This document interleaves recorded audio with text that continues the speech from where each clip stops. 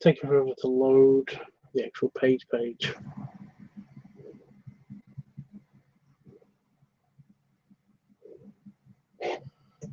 There we go.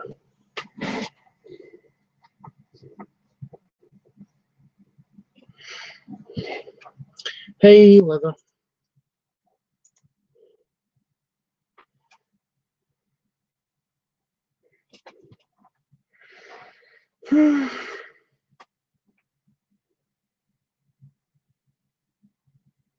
Hey, Leather. What you up to?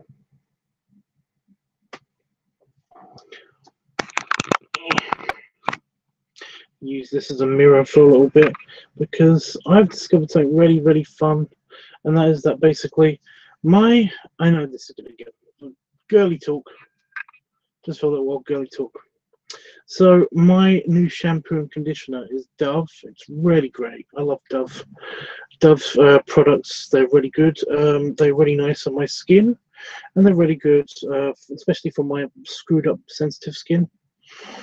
And they're really good for my hair, I discovered, because basically I didn't know this.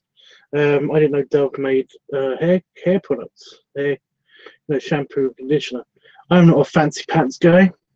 I basically only have, the regular Dove shampoo and Dove body wash. Basically, that's it. And they're really nice. They're really nice on my skin. It's really awesome. But Dove hair conditioner is actually awesome because hair shampoo. It's shampoo and conditioner for men. I didn't know there was such a thing other than Head and Shoulders, but no, it's really awesome because just look how amazing and shiny and soft this hair is. It makes it feel like I'm not putting my hand through anything, and I realize I am.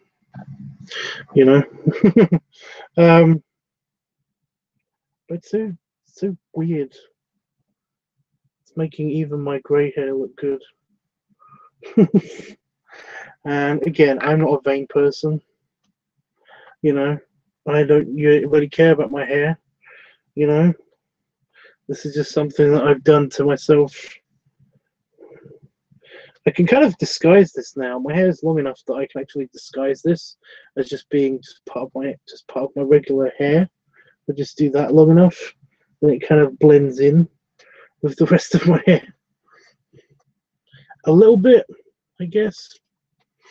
But yeah, look at the beard. I mean, this is just as soft as the head hair. That normally doesn't happen. So yeah. Anyway, hey Leather. You're watching YouTube in bed, and you like my shirt. I like my shirt too. It's quite late here, and that's mainly my fault. Well, not time. I don't control time. But yeah, the time thing is mainly my fault on account of basically I was working. Word something. Yeah, I was working, and then all of a sudden, Bear Buff actually contacted me via Groma to tell me to check out FaceTime.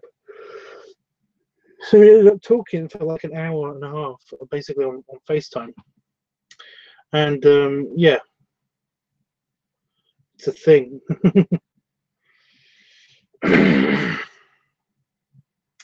So that was quite nice.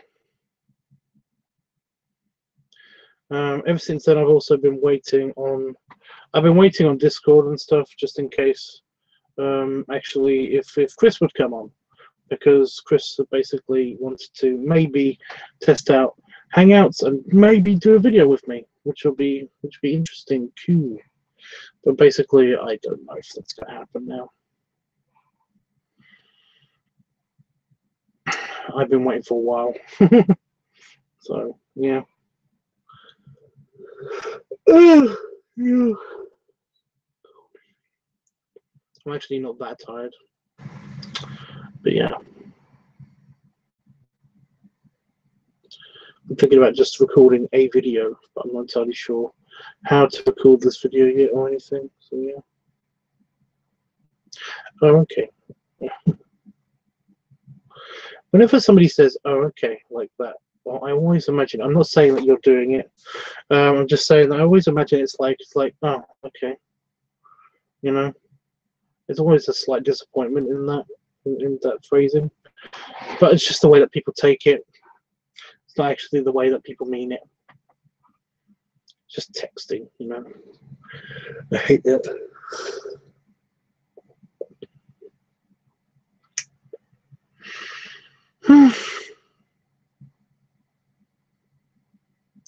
I did see that somebody was on a minute ago, not just you, Leather, and then they disappeared. So I was just wondering who that was. But there again, yeah. So what did you want to talk about? Well, with just the two of us for now.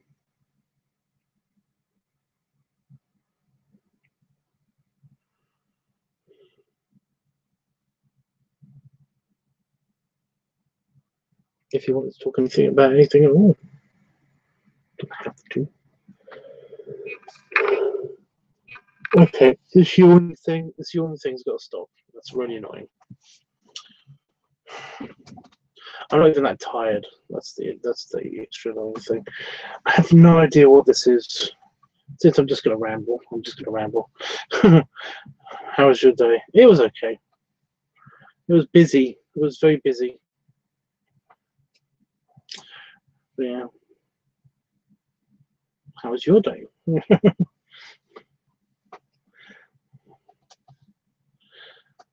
I'm just, yeah. I absolutely hate small talk. Again, nothing against anybody that does do small talk. I'm just, you know me. What did you do today? I mostly worked. So this is what I mean. Just general conversation. I hate general conversation. I like very focused conversation. Again, I'm not telling you what to do or anything. I'm just saying it's just kind of like a general conversation thing. But when people say to me, you know, in text format, "How's your day?" Or "What did you do today?" It's like I can't even. Ah. But it's always surprising why.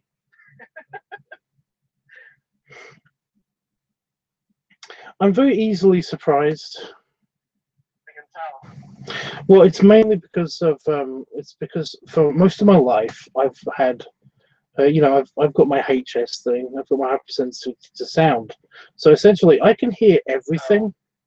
So, so it, I forgot about that. wait, no, it's okay, it's okay. I'm just. It wasn't the volume or anything that surprised me. It was literally just well, I'm gonna get to it. Basically, I know I've lived with like people that aren't quiet about like you know, they're not stealthy, you know, and generally been around people that aren't stealthy. So when somebody suddenly acts like slightly stealthy, even if they don't know that they're doing it and stuff, then basically you know, or suddenly like appears around a doorway or something. And then they just, you know, they're just there. They're just announcing their presence by saying, "Hey," or my partner will often be in the living room of our house when I come into the house when I come from the office, and the living room is completely, it's a laminated floor kind of it's a fake wooden floor in the living room, so basically it's silent whenever somebody walks on that, especially when he's wearing just his socks or his slippers. So basically, I'll come into the house, I'll come into the kitchen, and he'll just like appear in the doorway, and I'll be like, "Ah," because I didn't hear him. But it's a lot of people. A lot of people do that to me. So yeah, it's only because I just yeah. So now you know why. It's nothing that anybody did. I'm just saying. I keep getting surprised. I hate that. I hate getting surprised. Anyway. I'd love to see you go to one of those like Halloween mazes. at Universal or something. Oh no, but that's a completely different situation because I'm primed to basically you know, expect to be surprised. So I kind of don't. I'm not really surprised. Oh, okay. You know, you might as well tell me that like well, it's just the whole modern. It's like telling me to watch a modern horror film. It's like, right, I'm just gonna be prepared for any jump scares that are about to happen. You know, Yeah, true. it's not really a boo kind of situation.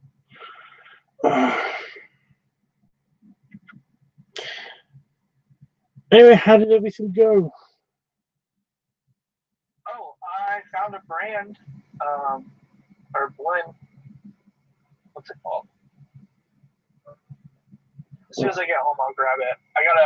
I'm like almost home to grab the pipe, and then I'm gonna like go park outside and do it outside because I have a table like on my porch, but it's like super low to the ground. So I'm gonna do it like in my car and like set it up on the dash with like the window down, so that way there's like a light like above in the car because there's I think that would be best. Well, that would be nice. Does that work? Will that work? Yeah, I guess. You know, it's not like you're gonna go drive to sorry, I know you said petrol station, a gas station or anything. No. Well, there you go. That'll work. It'll be fine.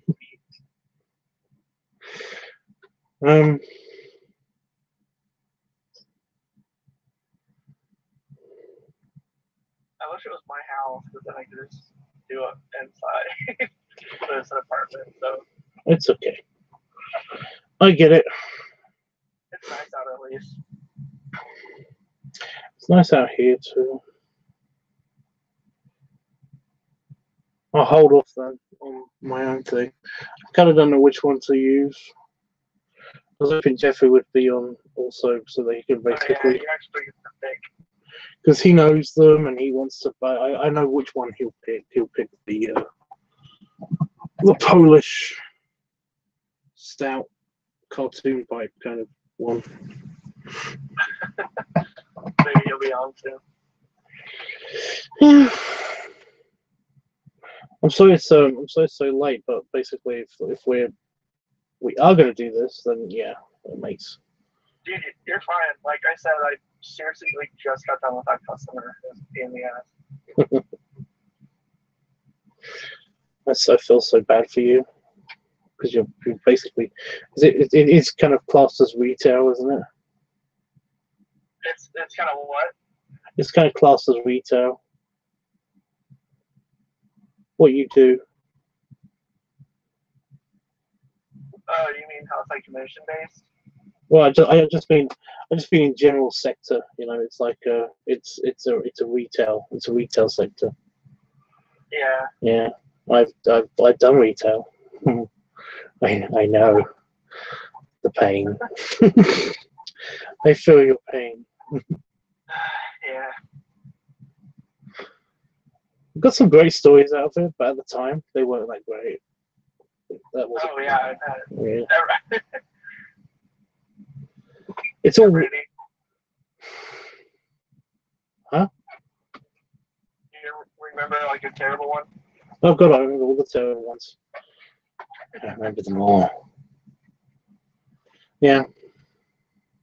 I worked very general retail though. I worked in a store and I worked in a warehouse for a store that was connected to a store. So basically, I had warehouse work and retail at the same time. That was great. Oh God. But the warehouse work was actually quite okay. I was a manager, so I was okay. But you know, I was a customer assistant manager and a home delivery manager for a frozen food warehouse kind of store, warehouse store, you know. Anyway, yeah, so I had to deal with people all the time, all the freaking time. I hate people. That's like everyone's motto who works retail. I hate people. Well, I had days when I liked people, but basically it usually went away pretty quickly. It's fine if you're interacting with someone as a human being, but it's like when you're having to work for someone or someone feels above you, like because you're at work and they're not, it's like a whole different ballgame. People can just kind of say what they want, get away with it, especially when they're on vacation. Like, fuck, I like this tourist shop down at the oceanfront here in the summer, like when I was in college. So I have spending money for the year, and just the people, like the nerve of these motherfuckers, like taking shits in the changing room. Who would do that? You would be surprised. Just people would get shit faced from the bars across the street and like come over to demanding to use the restroom, and we're like, you don't have a public restroom. And then before you know it, there's people like crawling under the changing rooms to like do what they gotta do, or it's just bizarre. Like people are insane.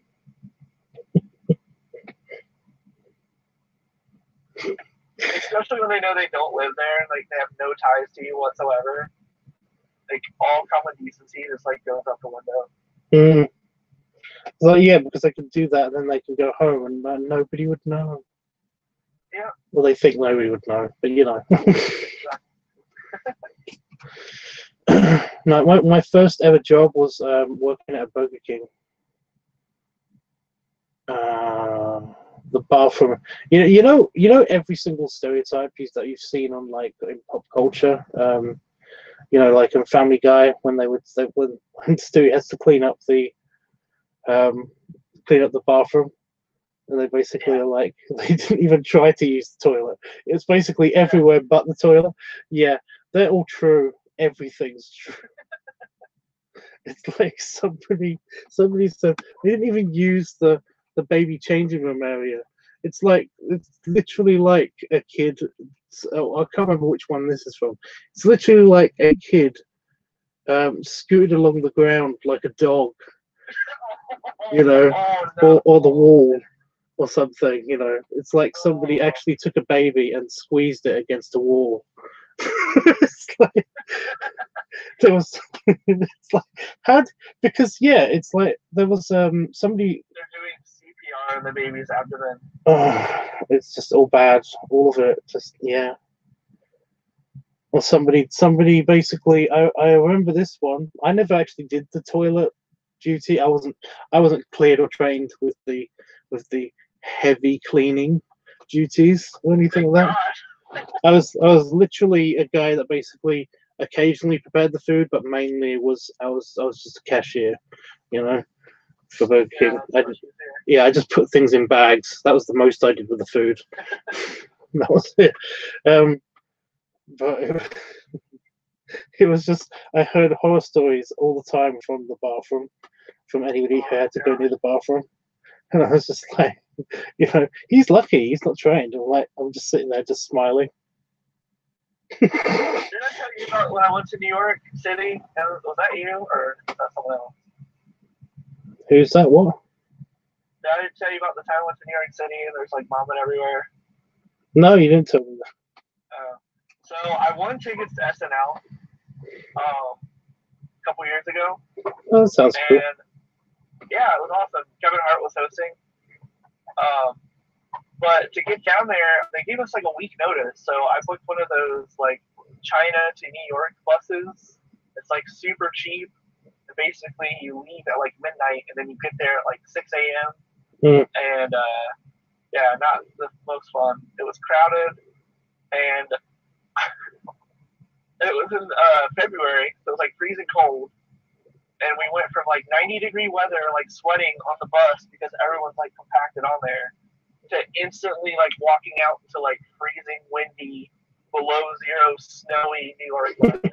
And everyone got sick and just started like vomiting everywhere. It was so awful. It was like from a movie, like, or a horrible skit. I'm trying to remember when basically everybody was sick. And there's like a live action movie where everybody was sick. Yeah. The only thing I think of at the moment is Team America when he like gets sick in the alleyway. But everybody. Yeah. I love that he's laying in a puddle of like that's like 3 or 4 yeah it's like 3 or 4 times his size, you know. It's brilliant. Meh, Dean. I haven't seen that in so long, but it's so funny. Thinking back on it. Oh no, I get the songs pop up in my brain every now and again because yeah. Well, I used to I can't remember what it was, but there was a TV, and basically it just played random movies. We would just play random movies on the TV. But yeah, where the fuck was that? I worked there, and it was just like it was inches away from me all the time, so I could hear what was going on, but I couldn't actually sit and watch it. Yeah. Can't remember where that was, but basically I used to really like that. I think that's mainly why I can't remember. I've got some shit in my eye now. Great. Yeah. Well, the horror story of the bathroom in that I was the main horror story when I worked at Burger King was that somebody said that basically, and I saw it. I had to go see this. It's like somebody said that there was a stalactite poop on the ceiling in the disabled toilet. I was like, "You're making this up." No. And they were like, I'm not kidding. I'm not going in there. It's just like, I'm not doing it. I'm you know, my duties as cleaning up any bathroom are now rescinded. I'm not doing this anymore. But no, it was. For fucking like minimum wage. Yeah. It was like. It was tiny. It was a tiny poop on the ceiling, but it was like a little. It was a little stalactite or something. My guess, this is the only way that I can conceive that this has happened because it was in a corner. It was like in the corner of the ceiling, you know, and it was definitely poop because we could smell it. Yeah. The only way that I can see that somebody conceivably did this, I have no idea who it was, you know, but it was that somebody actually got their poop, they pooped in the toilet, they picked up their poop, and then they squeezed it in their hand, and then shoved it on the ceiling. And maybe they had a lot of pressure, and they were like halfway on the seat, and it like ricocheted off the seat. Like, there's no way. No, I can't. That's what I mean. I can't see that happening ever. I can't see any other way that anybody could do this. We need an episode of like Mythbusters with a specific incident. They need to do like all the science and all like the diagrams and like angles to figure out how this happened. Jeffrey, I see you in the chat, and people are seriously nasty as hell. Yeah. Yes. Jeffy. Full retard. You should go through full retard. I know. Never go full retard. Leather's like I think he's laughing or he's like in distress of some kind. No, Leather. Oh God. Yeah. That's fair. But yeah, you said about oh hi Banner folks, everybody's coming in there. Yeah, you said about like Mythbusters. I don't think I ever want to see how it's done. I just like it. It's been a few years. I've had time to think it over. I think my plan of how to do that would have been sufficient. I don't think there's any more planning to. Somebody literally did just take their poop out of the toilet and just squeeze it against the ceiling. But the only problem is that I don't know why or who. The world may never know. But yeah, it was just like I think the person that actually discovered it, that she actually took when she told me about it and said that she's not doing this anymore. It's like I think she figured this out too, because that's probably why she said that. I don't do this anymore. People are just finding weirder and weirder ways to freak us out. Yeah. But yeah.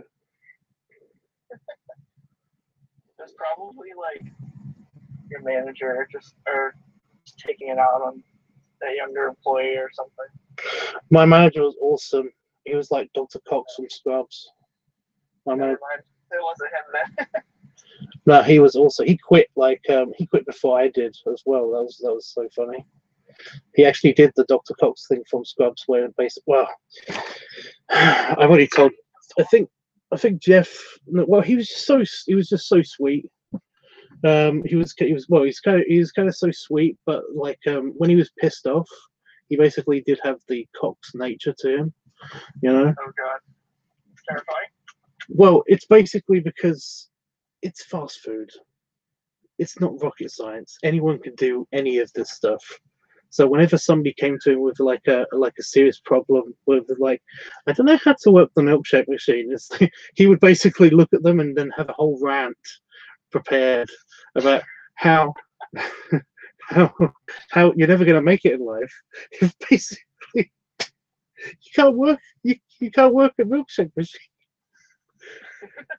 It's literally got a button, a knob on it which controls temperature, and a nozzle and a lever. That's all it is. It's basically that's all it is. You push the button for the milkshake. But yeah. Okay, I'm gonna switch over to Hangouts, and I'm gonna hope that this works. Okay. Okay, I'm preparing. I don't know what I need to do. So. I don't either, but we'll figure it out. So I get off Discord. Okay. Should I? Or no, you're still here. yes, I should. Okay, I'll get off of it real quick.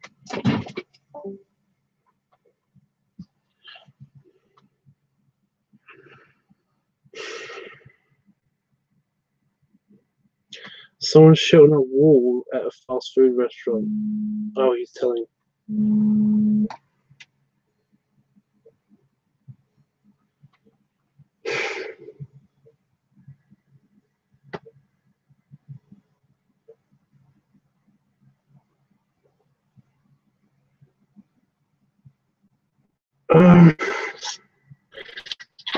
Hey! Hey! It didn't work, kind of. Did it? No. Oh. You're on your phone? On the phone. Shit. What should I do? Well, I think I got your Discord name now. Oh, it's cute. You like it? You're shouting, dude. For a phone. If I could, I can add people to this hangout thing.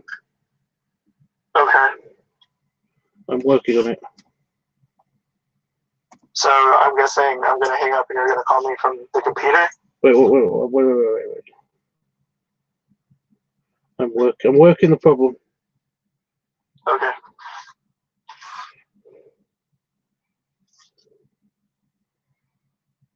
See, now I can't see anything. I can't see. Can you still see me? I just see your icon. Ah. Now I see your face. I hate Discord. I hate Hangouts sometimes. Discord doesn't have like a big video option, does it? No, it doesn't. Shit.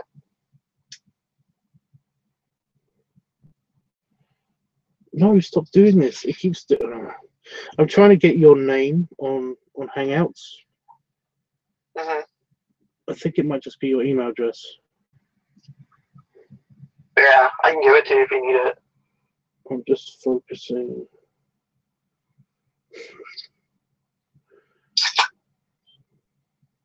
It's got help and feedback.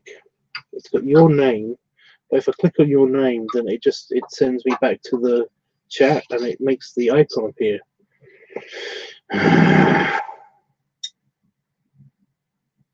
Sorry, growl. I like the growl. Don't apologize for the growl. And my good org set, yeah, okay. I think I've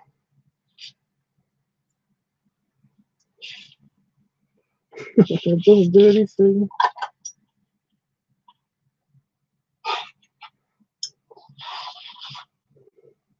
Turn that one off.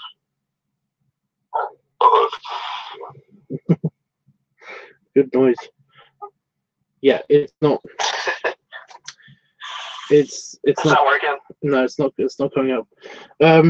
So I've got. Can I switch my camera view? There we go. So basically, this is my Hangouts, and this is the invite thing that it says on here. I don't know if you can see that. Can I rotate the screen? Yeah. It's like the. Okay, now I can read it. But yeah, it's basically invite as LiveTUBBs. So what's my email? So well, it's just if I push in, see, it's your name on Hangouts is just, and nothing happens. You know, normally it comes up with. Try my email, right? And yeah, Kevin Dimmer. I probably need your email. Yeah.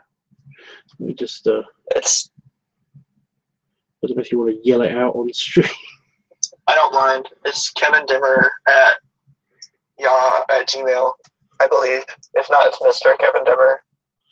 I used to think that would make me super incognito, and no one would find out I was gay if I used Kevin Dimmer as a name. Kevin Dimmer. Double M. Yep. At Gmail.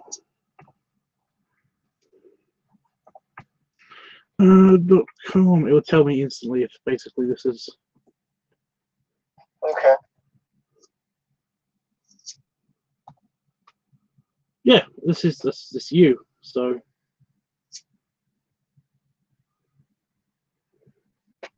Let me know. It worked or it didn't work? Well, let me know if something happens.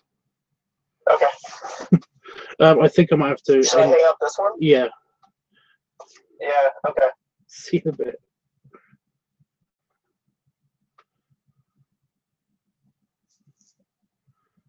Right, that was weird. Yeah, I had a feeling that would happen if you just tried to, if that just happened.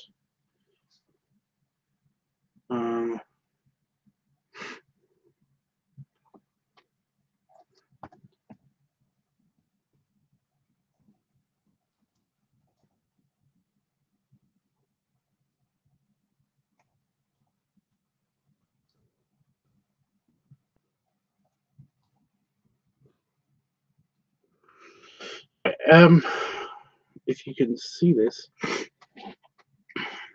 So what I've done is I've sent him an email and I've sent him a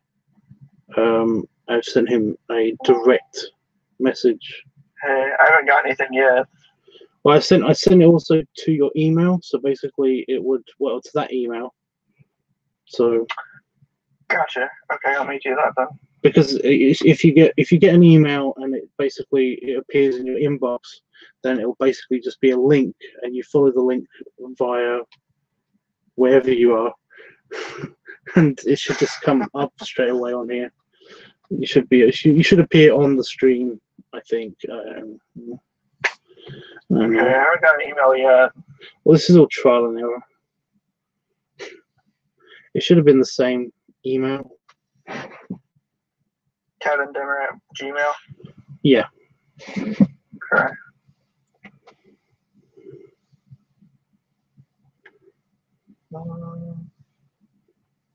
Nothing in spam either.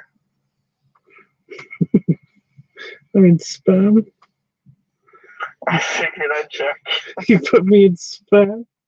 I don't even like compressed pork meat products.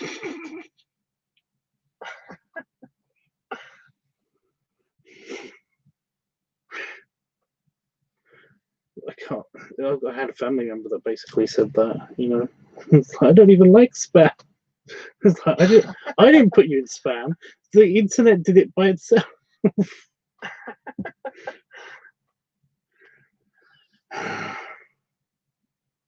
Still nothing? Not yet. Uh, Is there a way that like you can be? Never mind. If I call you again, could you answer it from the computer, or did it only ring on your phone? Because I'm on here. This account activate this account. I don't even have Hangouts on this phone. I don't know how that even happened. Maybe it's just connected to your email. Well, it's Google. It's a Google phone. Maybe it's got that it. Too. It's got it by default, probably. No, my luck. Let me just think.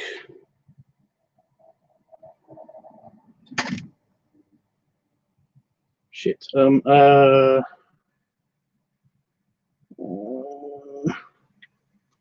I'm not pooping, guys. Honestly, I'm just thinking really hard. Could have fooled me. I don't even want to think about poop at the moment. I randomly got the mental image of that poop icicle stuck in my head. Stalactite. It was more like an icicle, to be honest, but it's just the way it was on. Yeah. Do you have another? Nope. That might. Another email? Yeah. Yeah, you can. You can use my Chris M. Oh wait, let me see. I'll give you my VCU email. No, you know what? I just had a brilliant idea. Well, not a brilliant idea. It's a brilliant idea if it works. Okay.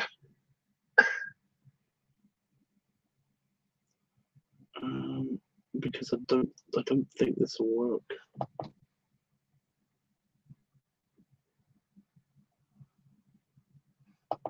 Right. I think this might work. Hangouts. Open with Hangouts. Oh my god. Wait, you can? Join video call. Yeah, that should. That's the link to this to the live stream, so that should work right directly. Okay. Yeah. Can you see me? I can see you. Are you still on Discord? Oh my god, let me mute Discord. Okay. Discord's gone. Yeah, there we go. I was going to say you're sideways, but you're good. I had to disconnect from there. Am I on the computer? Good. Yep. Sorry, there's a delay on YouTube. I'm watching it through Google Hangouts. Oh, this is going to drive me nuts. I'm watching it through Google Hangouts because I keep saying Discord. Okay. Also, I'm watching the preview, and that's why I'm watching the chat on the monitor. And there's a little bit of a delay, so the switchiness is kind of. I wish I could turn that one off, because that one sucks. Go away. Well, I can't. I don't know. Can you see me okay? I can. I don't know why it keeps switching to my camera. Are you getting any reverberation? Feedback? Yeah. No, I'm good. I hear it a little, but it's not like annoyingly so. Great. Well, yeah, now what? Now I'm gonna. Here, let me open this up first. I'll show you what I got. Oh my god, it smells so good. That's a good sign. Oh, It's what's like this? You have to say something. I can't see the tiny screen. Oh, Captain Black Gold. Cam Black's good. Yes. It depends what it looks like. It looks like tobacco. Right. It's just. Is it mostly dark, or does it have kind of like? That's what I meant. It's got a little bit of lightness to it. It's pretty dark though, yeah. switches to the person who has the most audio. I know. I don't know what is causing me to switch back all the time. Video wise? Yeah, because if I don't talk, if I'm gonna say nothing, but you need to say something. Okay. This tobacco smells good. And then when you talk, it switches back. Yeah, I was trying not to do that because I noticed that it kept switching to me, even though I wasn't saying anything. But it seems to be okay now. It was a weird bug. Okay. Basically, the one who's talking. Yeah, I know, folks. There you are, Chris. You are so darn cute. This is awesome. Lol. Oh, thanks. Says Jeffrey. Oh, thank you, Jeffrey. Well, he's very sweet. I know. Mama Bear's sweet. Maybe because I'm hosting the stream. Probably. Anyway, I didn't get to see. I was too distracted. I'm sorry. Oh, you're cool. Oh no, don't do that. Hold on. If it helps, I can still see you at least. Oh, really? Yeah. Is that better? Well, I can see more. It's up to you. It looks fine either way. All right, I'll keep it like this. No, I'll keep it like this because I couldn't see. What is it? It's got a little tiny HD symbol in the corner. What? There's a little tiny HD symbol just like here on my screen. Oh, okay. I thought you were talking about my car. It's like, what the fuck? Show me.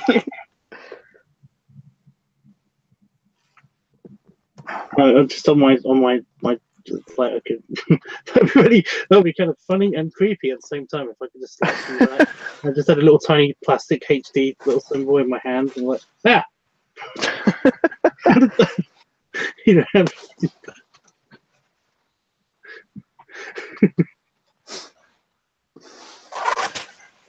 When I was little, I used to think that was great all the time when subtitles came on screen. Oh yeah. Because I just always thought to myself, how do they not get distracted by the little words that disappear below them? And they're talking. How did they get those words in Star Wars in space? Oh, there's a great Nostalgia Critic episode about that. So I'm setting up to. Okay. About that, and that's when they were doing the what's it called, the Rogue One. And there was they were complaining about the fact that there's no there was no. Oh shit! I didn't recognize that. Yeah, I didn't notice that. Yeah. Although they were just like the crawl began and then it kind of like stalled, and then they were like, hey, what gives? And you get cut to this room of like a bunch of people in lab coats and stuff, and they're like, oh, we're sorry, we're just trying to make letters float in space. They're actually putting letters in space. Yes. It was great. Oh, Level wants suggestions for drawing. Just draw your own, it's fine. Whatever you want, dude. I know that doesn't help at all. That's why I'm saying that. Probably not. That's being a smart ass. Whenever somebody asks, what should I draw? They're basically asking because they don't know what to draw. So just say, just draw what you want. Usually. It's like, it's completely not helpful.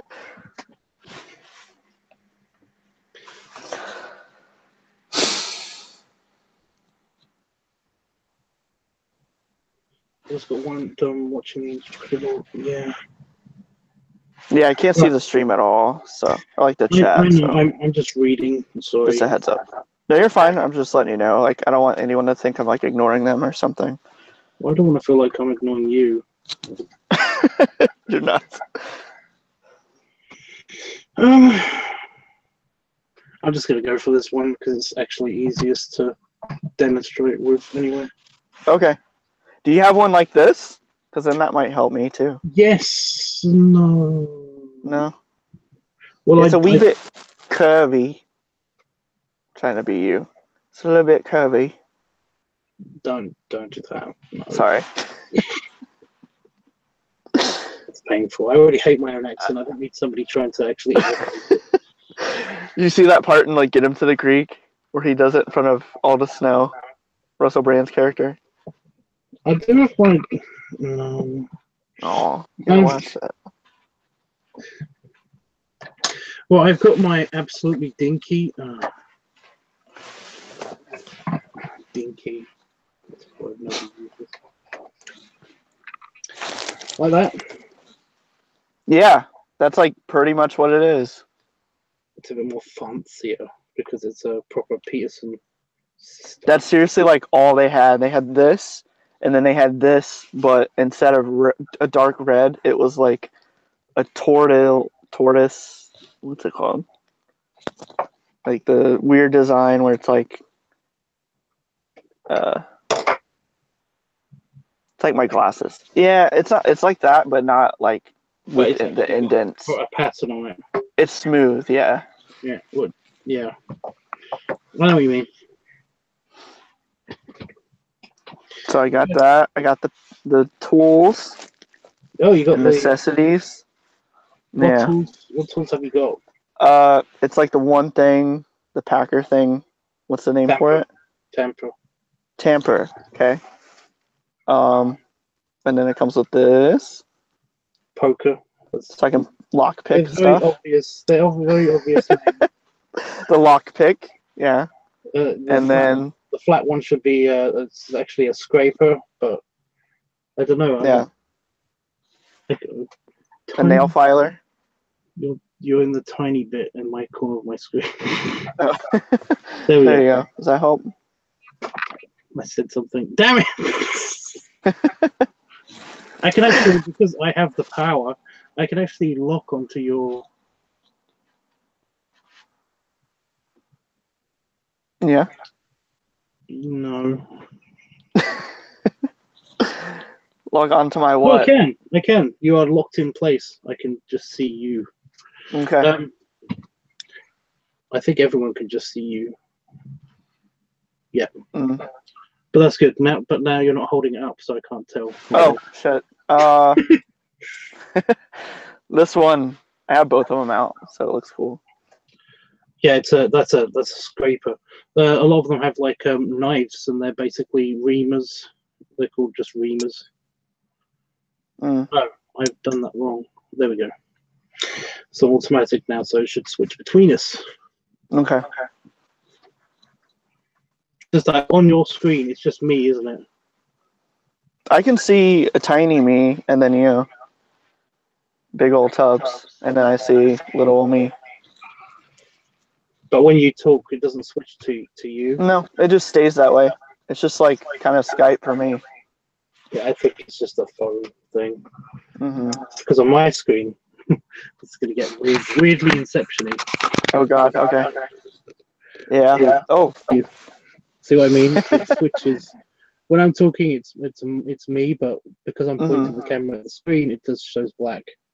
Okay, I see what you mean. I look like a pedophile. My mustache is super thick. Well, I was going to compliment you on your mustache. Ooh, thank you. But, and now I don't know what to say. Okay, so I didn't see the tobacco. My tobacco itself is actually quite dark because, like I said, mine's a stronger English blend kind of thing. But did you ask specifically for that one, or? I just went in there, was like looking at everything there, and I was like reading them, and it says it's got a little bit of mild to it, so I didn't want to go like straight up dark right away. A little bit mild. Well, as long as you think it smells nice and everything, it will taste, of course, a lot different. Okay. So you've got a nice, clean new pipe. Yeah. It's old and shitty. Right, because it's a new pipe, you're probably going to want to fill it only halfway up. So just remember that. Okay. So you don't overfill it. Filling now. Well, no, not yet. Not yet. Okay. No. How excited. Blowing your load already. I didn't wait until you had the can to your lips. Yep. Sure. I honestly didn't know what to look at. Jeffrey's paying you compliments. I think. Oh, Jeffrey, you're so cute.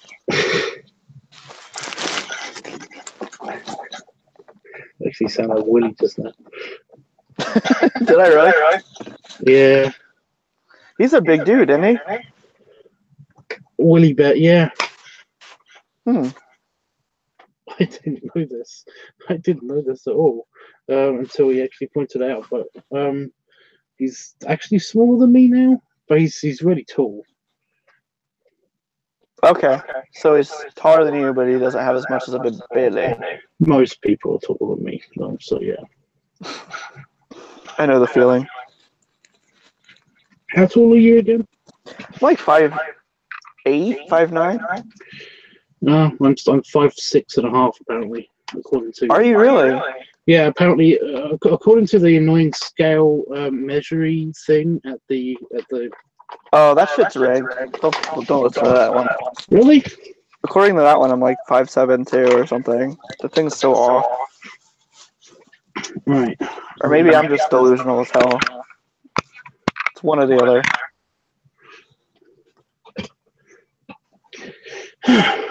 Right. Being in teacher mode. Okay. Being student mode.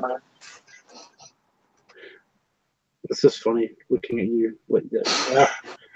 It's like I'm listening intently. Yeah. I'm just like getting up closer to the camera. Well, it's just that I don't know if I should record this. I don't care if you do. I'm going to get the footage from. I'm going to get the footage from the stream. Okay. I'm 5 foot something, says Leather. Yeah, but you're quite young. Yeah, and he like his teens. I think so. I can't remember. I can't either. Ah, What's that?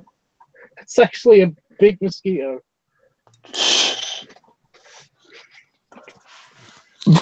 Oh god, everything's just interrupting me now. Great. I just saw that your shirt says 100% huggable.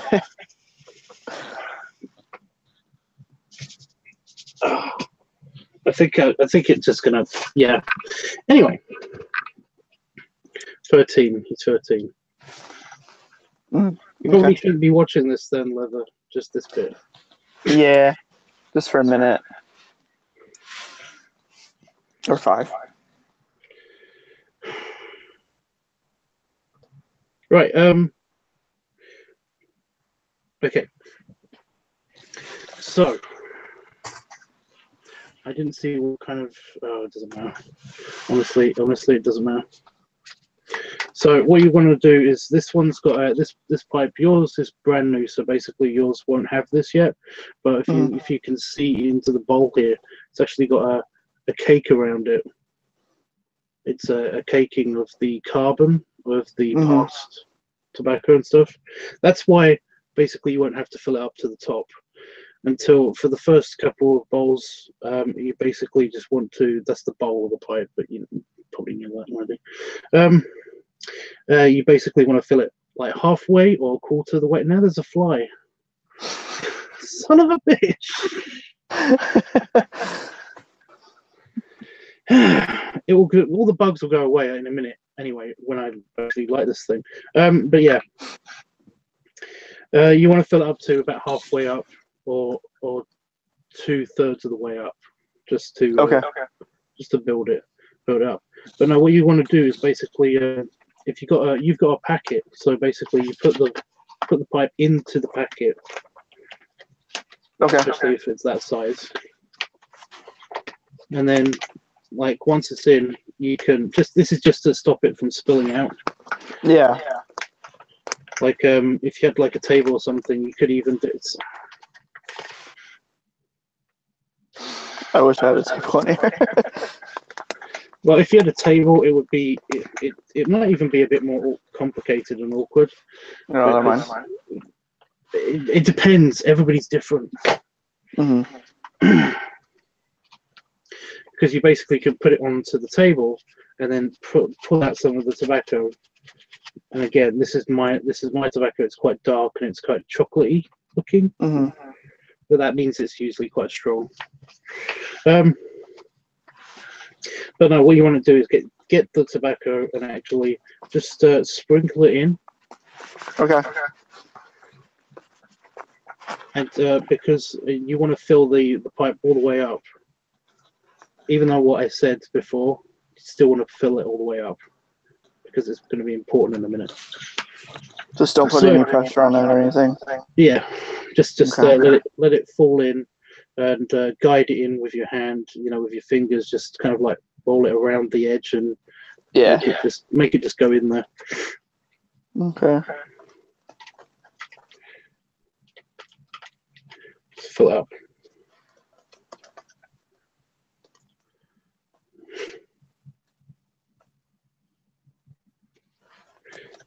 Sorry, by the way, if I'm being like really condescending and child. No, not at all. Like a child. Okay. Just if I do that, just let me know. Okay, I think I got it like lightly to the top. I don't know if you can see that. Like, you have to make a noise again. Oh. Top. Is that good? There we go. Yep. And that's just very loosely in, right? Yeah. Yep. Great. Now we've just Oh like, shit. yeah, it will do that. They want the bag. Hello. Okay. Right.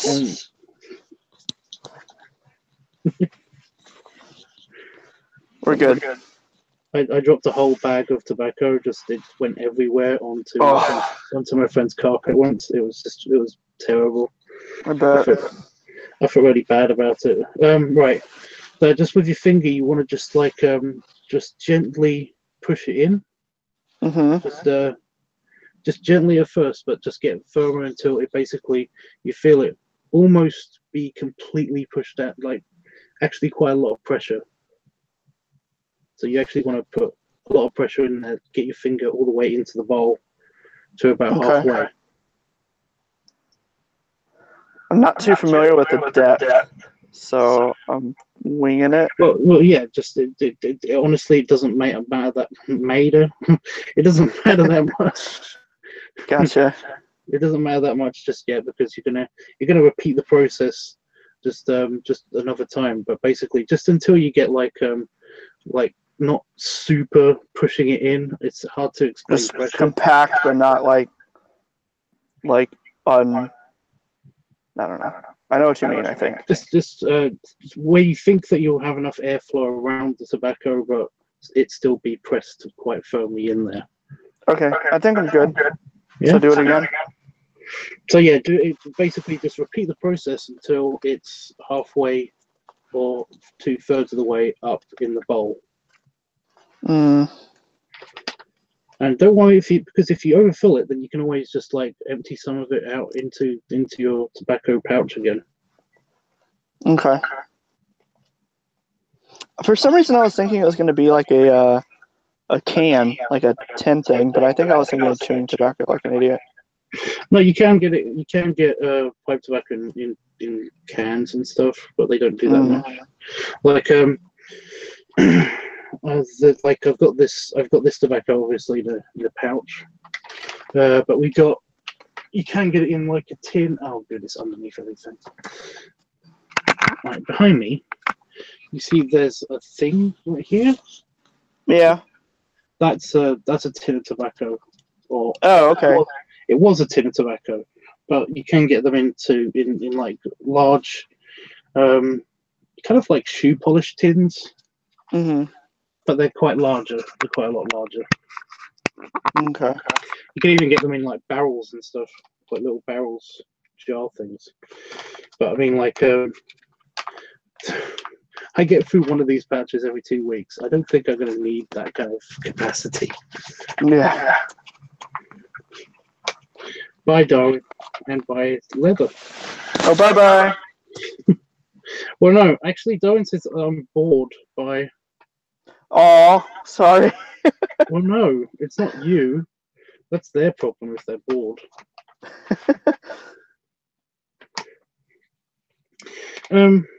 Right. Okay, I think that's enough. Yeah? Yeah. I'm filling mine almost all the way up because that's just me. Gotcha. Well, my pipe So there's no like overfilling. Like you can never have like too much in there. Well, if you've got no cake on the actual bowl, the pipe, then basically it can actually it could damage the pipe itself. Yeah. Okay. Thing was like $15, so worst case I buy another one. Plus, it's basically for like for your first try and stuff. It's kind of it's a thing you don't want to. So now I light it under the bottom. Yeah, that's totally how that works. That's how it works. And then I put my mouth. Oh, Don't do that. Actually, I know somebody who did that. That's terrible. oh. They were just messing with. They were a practical joke. And it turned out that they really burnt their tongue. It was horrible. Mm, I'm running out of tobacco. I'm just lolling. I can tell, yeah. That's probably still like about 3 or 4 days worth, to be honest. Jesus. Well, no, I only have like one or two. Yeah, this is gonna last me forever. I don't plan on doing it too much. Right. So I'm just trying to think of how to explain Okay. stuff. I didn't have a lesson plan or anything. Well, the guys that I've actually taught, I've taught in person. So basically, It's all different. It's all different. So, what kind of lighter do you have? Just a big. Just a regular. Yeah. So basically, like you want to be able to see it. You know, can you actually You have to put it in your mouth, and you basically draw it through just to see if you actually got airflow. Yeah, a bit. A bit of airflow. You need you need it to be almost as if the tobacco isn't there. I mean, I didn't like try it before I put the tobacco in, so I'm not really sure how to compare. Oh, Jesus, I missed out that stuff. We'll see. Let's try. I mean, wait. Like, is it? I mean, it's a fair. You think it's basically very. Yeah, I'm getting air through it. Okay. That's all you need, really. Like I could taste it. Like, but I don't want. I just don't want you to be drawing hard because it can basically you get what's called tongue burn. But okay. Well, you could get that. So right. Trial and error. So what you're going to need to do, what I'm going to do is I'm basically, as I'm lighting it, I can't talk. I'm not that skilled yet. Okay. You can do that. I'm going to put it in my mouth and basically light it. And what I'm going to be doing is I'm just going to be drawing it into the. It's like a cigar. You don't inhale. Mm-hmm. So you know that. So that bit should be no problem really. You basically just draw it into your mouth and puff it out and. Sorry. Right. Yeah, you draw it into your mouth and you puff it out, and it basically, you're going to need just a consistent flow of air going in to draw the flame actually onto the tobacco. And I'm going to move the lighter around so that I light the entire bowl evenly. Okay. Now, it's just the charring light, what they call the charring light for normally when you smoke a pipe, you basically if you're doing it seriously, what you do is you basically just you light it once and it will usually go out within the first few seconds sometimes after you've lit it, but that's basically just so that you get a nice char on top, so that basically you can light it even more evenly afterwards. And that's what I'm going to do. So I'm just going to do it. Okay. Just get on with it. So.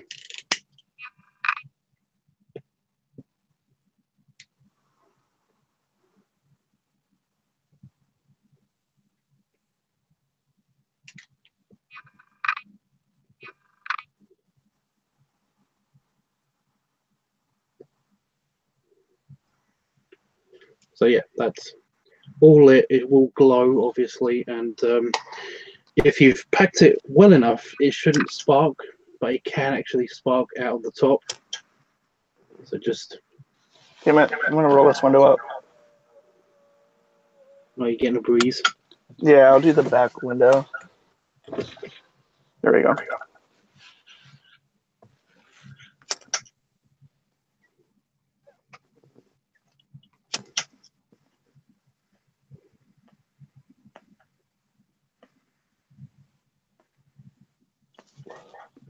Nope.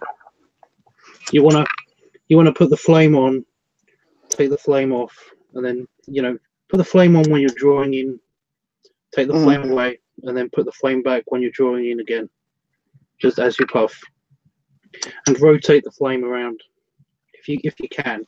You don't have to do that, but I just do that because it's easiest for me.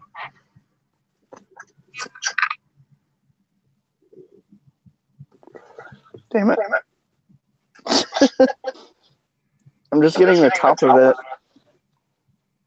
It's okay. You don't need to draw the flame all the way into the pipe. As long as it covers the top. Okay. Just as long as you get. So while the flame's on there, breathe in. Well, when the flames puff it. Yeah, you pull it. You draw on the pipe. You pull it. Pull the smoke in. Keep a steady air in, but don't inhale it. Not doing it good. Damn. Sorry. I'm trying to figure out another way of explaining it. Okay. Do you take it away from it at any point while you're doing it? Like the lighter? No. Look, I'm just maybe if I've got to do my charring light now anyway. If you just watch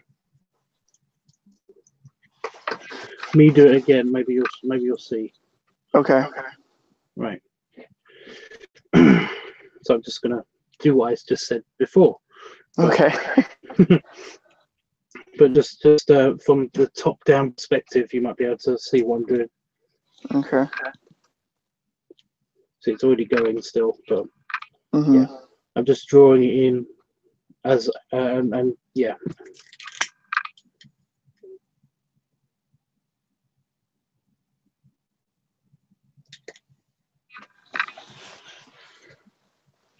So did you see? Did that help?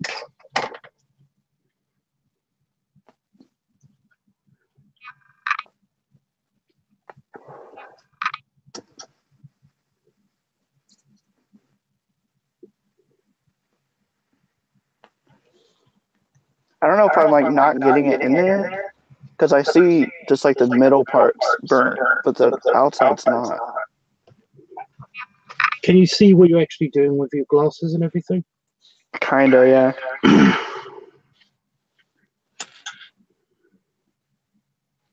You don't have to tilt the lighter that much.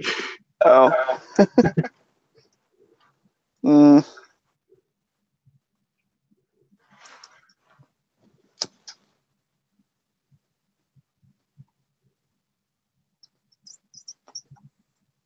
You were getting some smoke. I did see some smoke actually happen. Oh, good. Do you think like I packed it too tight? Well, I mean, if you can actually draw in while you're actually doing that, then while you're actually lighting, just try. Just don't light. What? just try pulling on the pipe. Just show me what you're doing. So you're actually taking like you're filling your mouth with air from the pipe, right? Mm-hmm. Yeah. Well, just do that while you're lighting it. Okay. And if you're not getting the flame to go into the pipe, Probably not. then try pulling harder. Okay.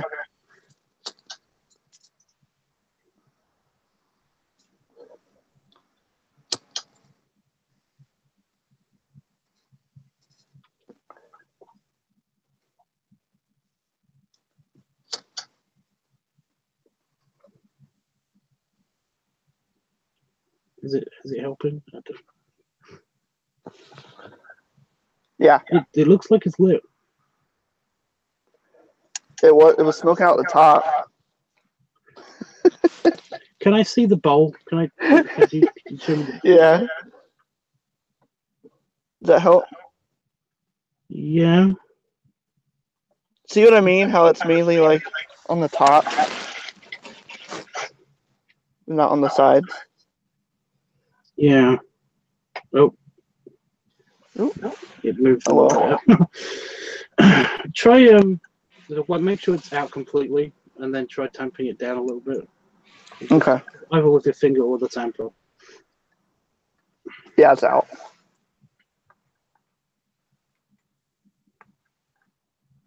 Okay.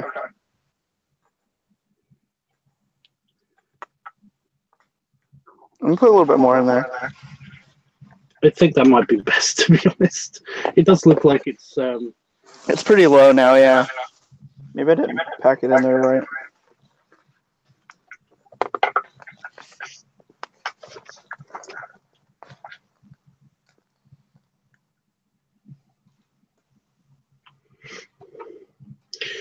right. I'm just gonna check the chat. Yeah, sorry guys. No, it's okay. I haven't been ignoring it. Well, I have been ignoring it, but I've done that intentionally because I'm trying to think Yeah. and do Total stuff. noob. No, it's not your fault. I'm just trying, like I said, I'm trying to think of another way of explaining what I'm doing Yeah. because it's all muscle memory to me because it's like been 15 years. Again, when I'm there in person, then basically, if when I've helped other people in the past, basically I've shown them what to do, and if they can't get it themselves, then I'll at least get it for them. Get it going. Yeah. And then basically help them through the process while being. I have to get the air going in here. Jesus Christ. That flies back. Why won't you go into the bug zapper and die?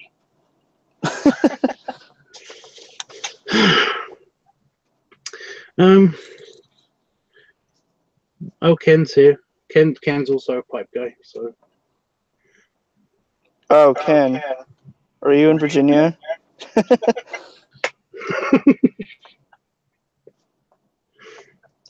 Get your ass over here, boy. Who's? Oh, me. What other job do you have besides YouTube? I work for a volunteer agency. I'm a counselor. He'd tell you, but he has to kill you. I proofread like papers, and that's boring. So I'm mainly just a counselor. Taking distracted off. Jeffrey says this is great. I'm enjoying this. I'm enjoying this, Tubbs and Chris. Oh. He needs water in the bowl. Yeah, Ken, it's a new pipe. When you have a new pipe, you basically don't overfill the. I don't think it's overfilled. It's got a little bit of room. Yeah, no, that's what I mean, though. I mean, it's like it's normally halfway to 2/3 of the way up that you basically fill it. Oh. Damn. Yeah, with Bic lighters, you basically have to. That's why I say you hold the lighter like that. Not like that, because you can overheat the lighter itself. That sound. What was that sound? I think it was me. Probably trying to like draw on it too hard.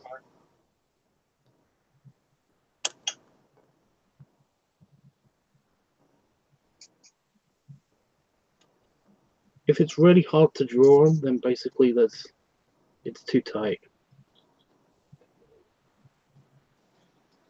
Yeah. What are you doing? I'm emptying it.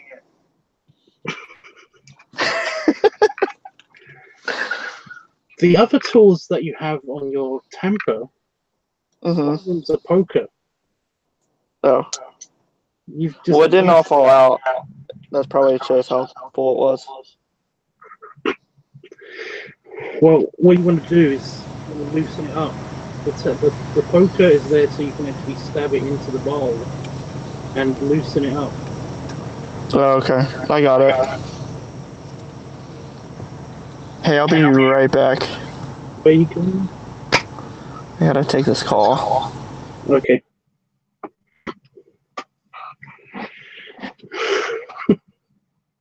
I'm sorry, guys.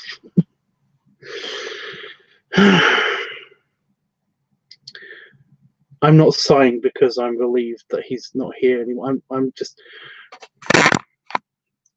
you guys.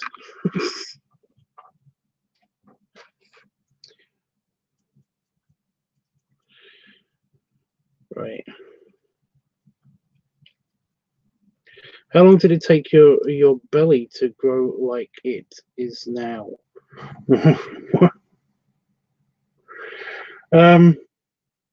10 years? About 10 years plus.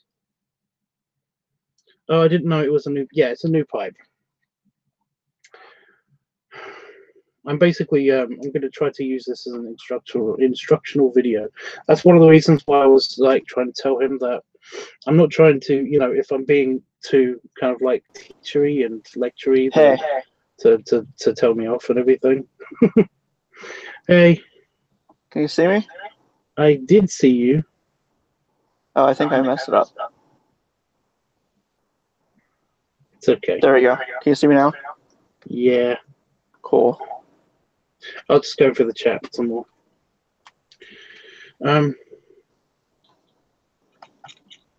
What I miss? I don't know. I forgot. No, I dropped the tool. I forgot what I was saying. Jeffrey says, so far, so good, Tubbs. You're a great teacher. Well, Jeffrey, you're biased. I'm just a shit student.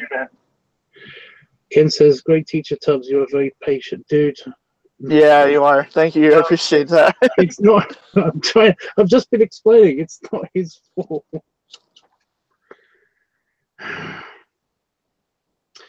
Right. Get back to the angle. So you've repacked it? You've got a tattoo. Yeah, I have the one.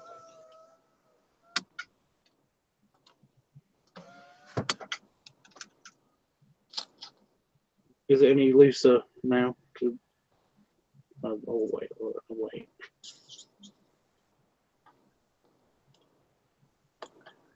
I feel like I can taste it more, but there's not any smoke to prove it. It's okay. Just when you feel like it's lit.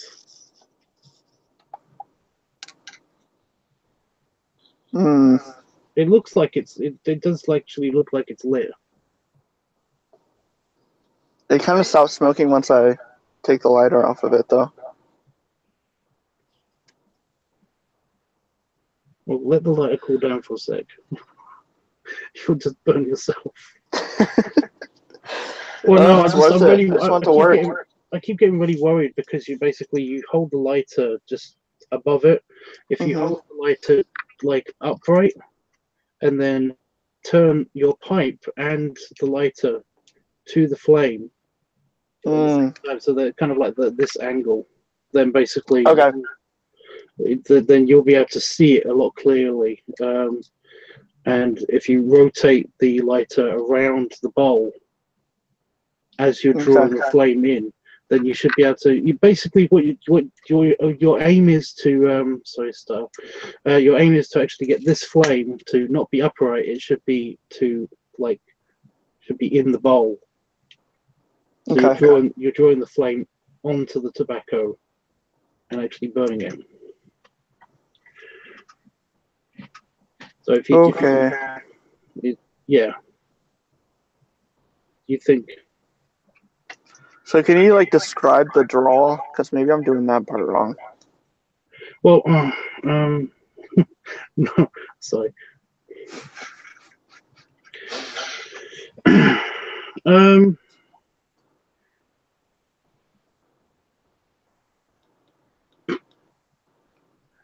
So I'm just trying to think of what other things do you suck on to basically to fill your mouth with.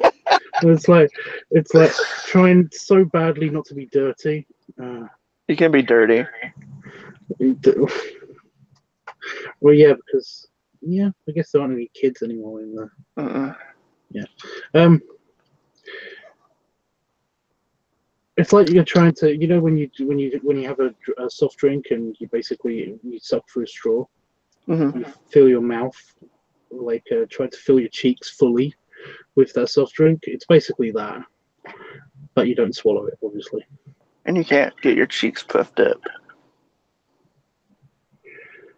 Yeah, but it's hard to demonstrate with these cheeks and this beard. Fair enough. All I can say is basically I'm just taking, I'm making a big cavity in my mouth for basically the smoke to circulate in.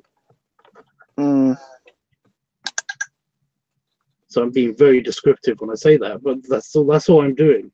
Yeah. But that's what I'm doing over and over again, basically moving my tongue to make the cavity in my mouth, and then basically blowing it out for the side that doesn't have the pipe in it. And I would demonstrate again, but it's a very tiny pipe, and it will probably be used up if I keep demonstrating.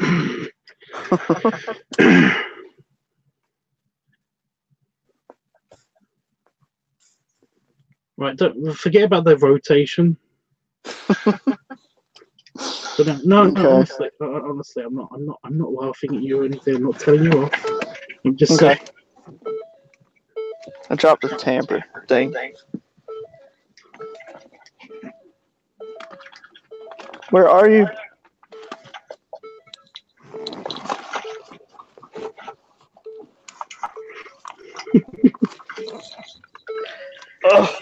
I'm not laughing at you. I'm laughing at the chat. I think there's some kind of war going on.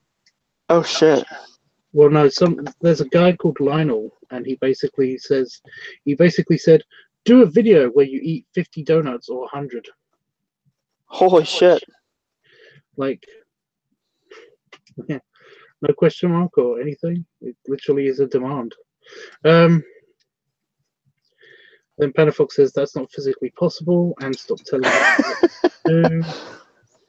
what to do. I don't know. It might be.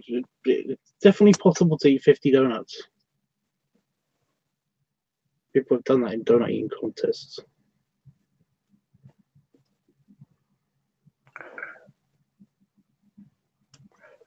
Damn it. It looked like you were getting somewhere. Mm-hmm.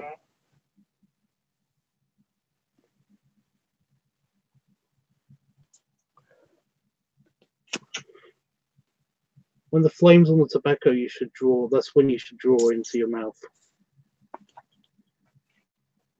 It's very much.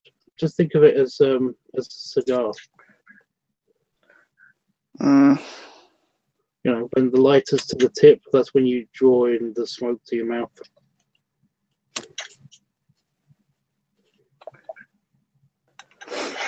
I feel like a cigar is so much easier. Well, it is. Yeah, I was like, no, it's not. But then I was like, wait, no, he's got a point. It is.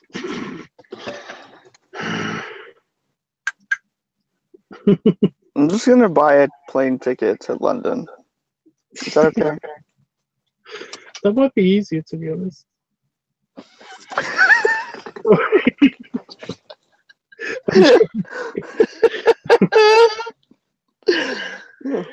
It's like, well, it's just that I've explained it every conceivable way. This would be the point where I just show.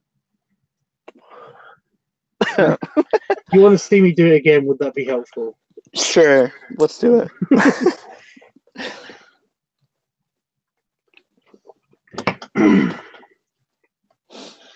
Right.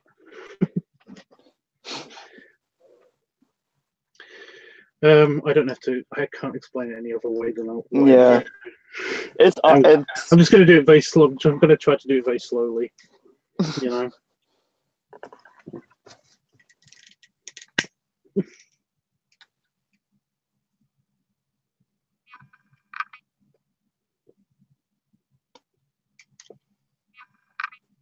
Damn.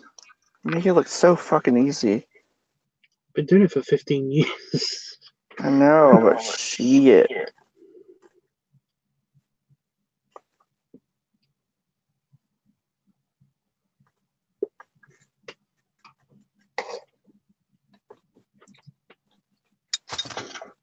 I want to be cool. Yeah. I want to be cool. I'm trying not to make you laugh while you do.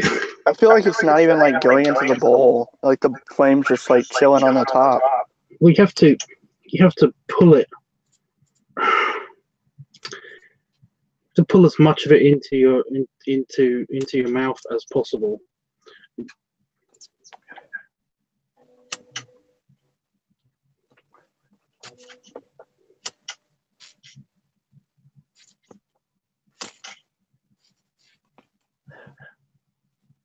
I can't.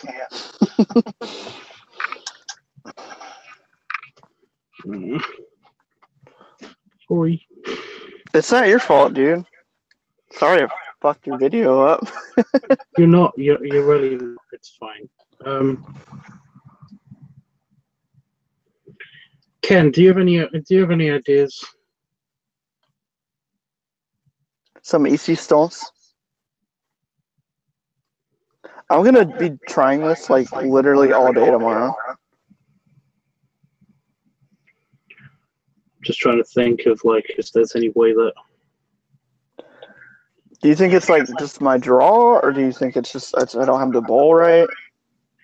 I think you're not drawing hard enough. Like pulling it like hard enough on the air through the pipe. Okay.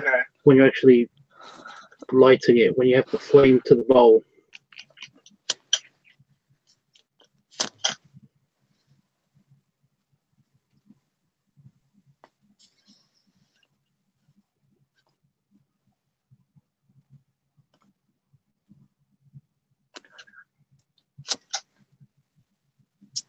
Because it does look like it's getting somewhere, but yeah, it's like lighting at the top.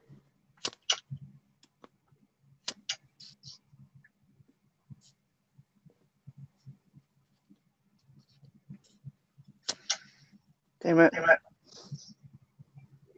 I don't know. I don't know what I'm doing wrong.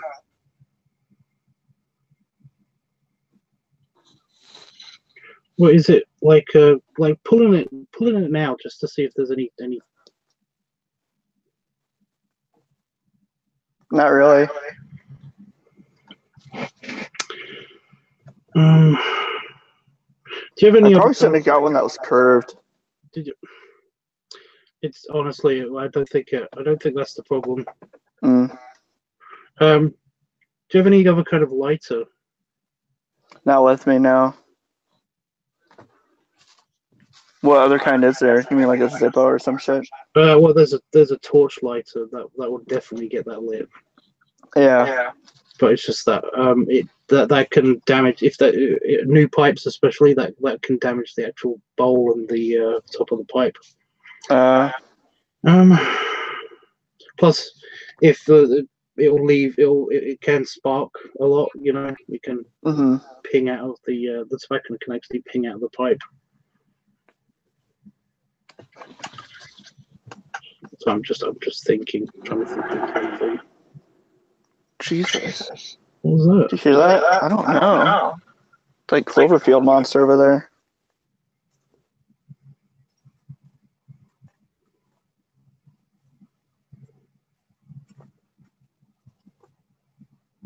I don't really normally when I'm doing this. Do what? I lost you.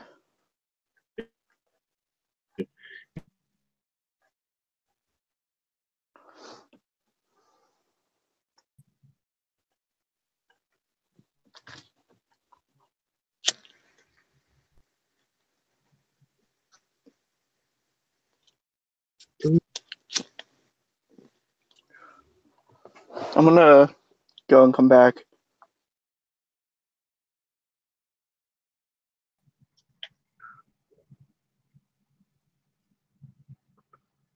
Oh.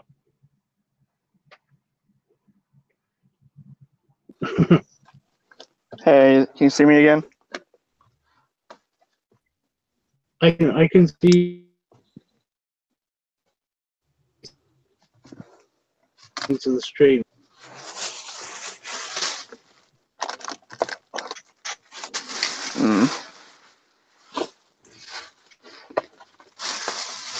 Oh.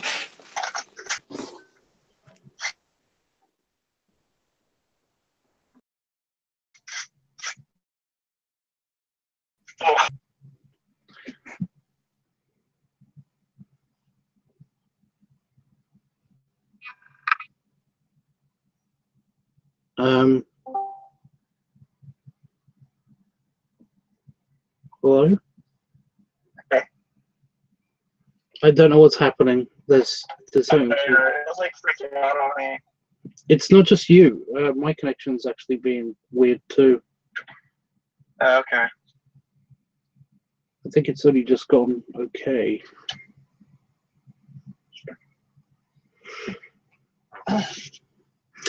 Right. Yeah. Basically, what I was trying to say is basically try to make it really loose, like as loose as you possibly can. But so basically, like as loose as it would be if you basically did the whole thing where you poured the tobacco in at the beginning, like at the beginning. Yeah. And then and then try to light it. Then it will probably be very. You know, if you did actually successfully light it, then it would probably be quite hot. That's the problem. But So just keep it loose and then try to light it from there. What?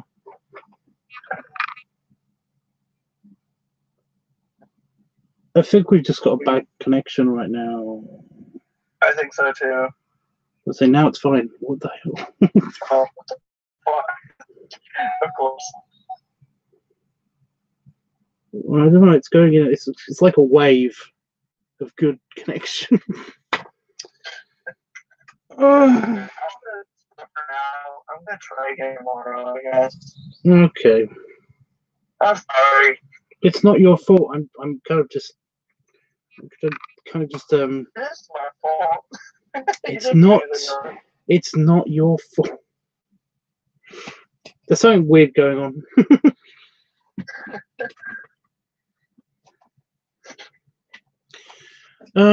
Ken says, "Oh no, wait, no, wait. I'm reading the wrong thing. I'm rooting for you," says Jeffrey.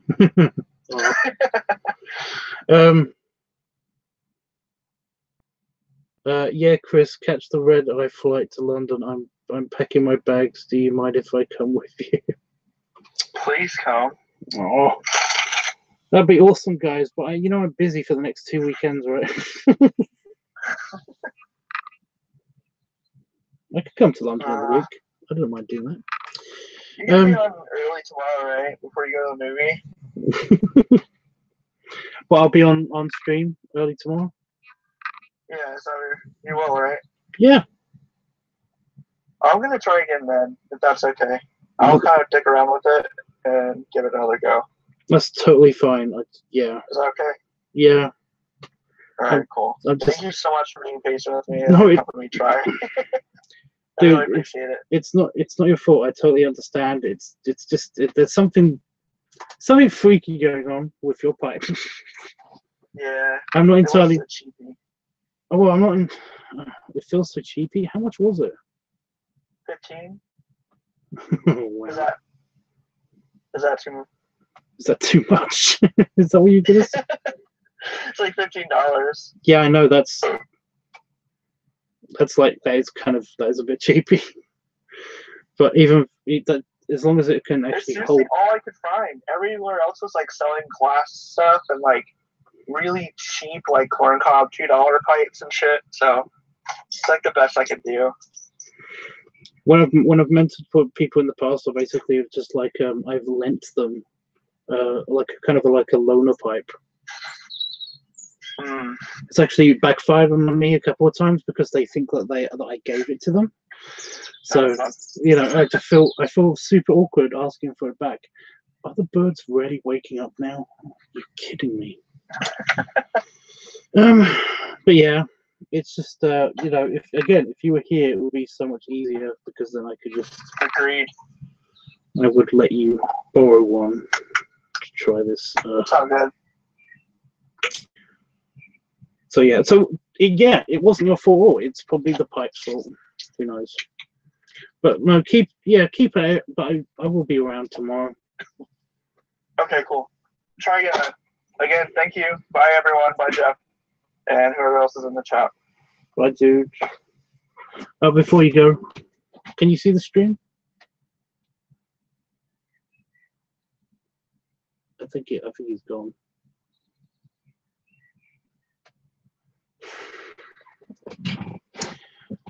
Oh well, guys. I'm sorry about that. I'm still going to use some of this in the instructional video for some of the parts. I did like the camera angle, and the lighting setup was actually pretty good for this as well. I do not know how daylight is going to work with the harsh beams of light and all that stuff. So I don't know if that will actually be able to film that effectively, but we'll find out tomorrow. Apart from that, if I don't see Chris, or Chris can't for some reason do this, then I will either be doing I'll actually be doing some filming for this, or I will actually be doing a art stream because I still have to finish templates. I've been too busy to actually finish doing any actual drawing, and I want to get that done so that I can actually do some actual art stuff. But yeah, let me just read the thing. My pipe is well past broke in. Give it time, says Ken. Yeah, it is just yeah. It might just need his pipe might just need some breaking in. One of the good things about lending people that want to try this. One of my pipes is basically I have a few pipes, so basically I don't mind some of them going away for a little bit, but you know. They usually broken in a fair amount, so yeah. It might just. I'm pretty sure it's just the pipe's fault. I don't think it's his fault at all.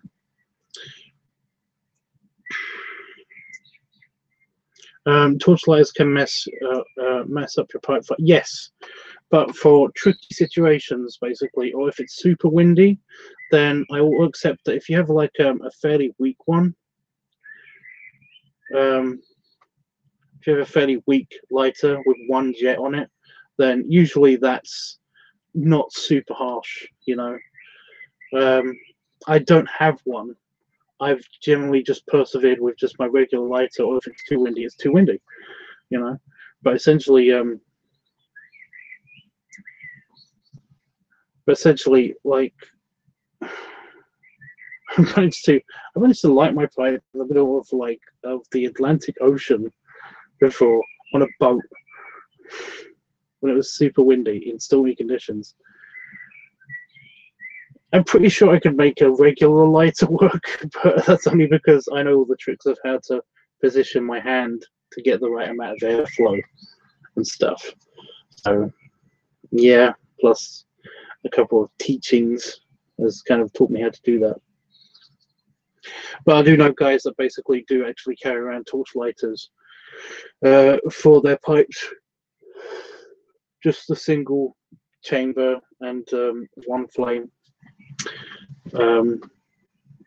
Jet ones that basically are quite weak anyway. They're very adjustable and they're quite weak anyway.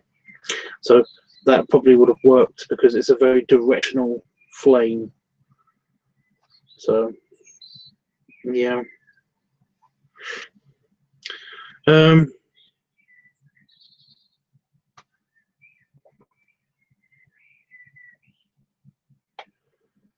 I prefer a curved pipe, says Ken. Well, yeah, but I kind of not fussy when it comes to shape. It's more the size thing. For example, the instructional one. This is just very small.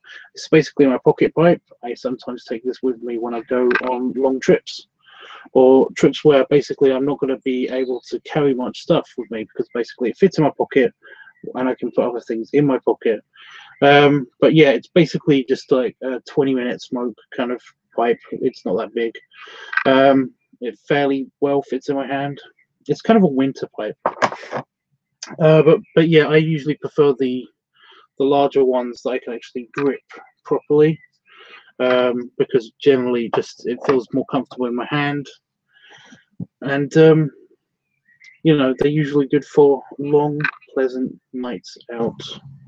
So, you know, long, pleasant smokes. So yeah. Jeffrey says, "You did good, Chris, for your first time." Yeah, like I said, I think there's something definitely stacked against him. It's there's some kind of awkward. There's some kind of awkwardness to that pipe, or something. Something's going wrong. Everything should have been. Everything seemed like it was working. You know, I'm not entirely sure what happened. So it's, like I said, I don't think it's his fault, honestly. Yeah. Nice. I'm back with another bowl. Oh. Good. Pan the Fox says, "What are you eating?" It's a bowl of tobacco. Ken, you and Tubbs are seasoned pipe smokers, says Jeff. Okay. Torch lighters can scorch your tobacco too. Yes, but again, if you have just a fairly weak one, it's not going to be that bad.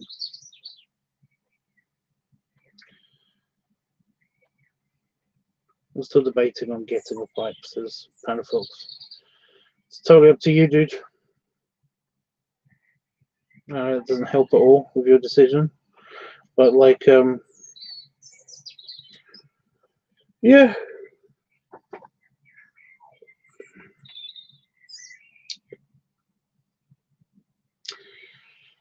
Basically, it's just one of those things that, like, it depends. It all depends. You know, you might even try it and basically not like it, and that's totally, you know, that's totally fine.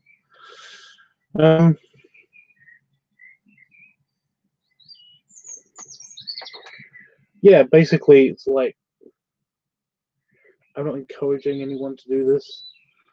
I just have been asked to do some. I've been asked to do some instructional videos for people who might want to try it.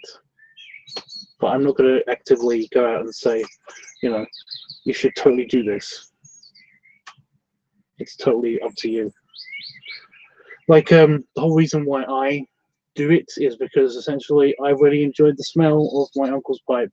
I absolutely hated the idea of smoking, all the way up until the age of 15. You know, I used to say to myself that basically like, I like to come over to my cousin's place.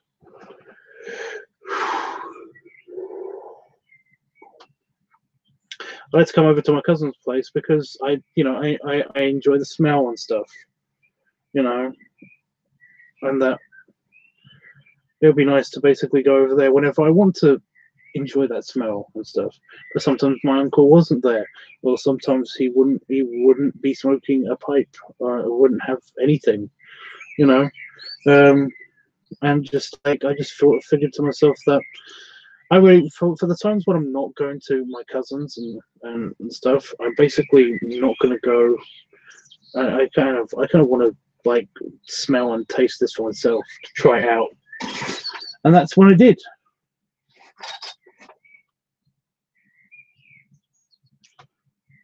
So I did, and I liked it, and now it's kind of a habit that although I can do without, I don't want to, you know. That's one of the things. The weird things is that about like pipes and cigars, it's incredibly hard to become addicted to them because mainly you don't inhale. I mean, I did because basically I taught myself for a little while and basically then was taught wrong. You know, but I don't always inhale. That's the thing. I don't always actually take in the smoke into my lungs or anything. So it literally is just a case of tasting it and smelling it around me. Oh God! I think I actually am tired now. That's because it's like 4 a.m. in the UK. Excuse me.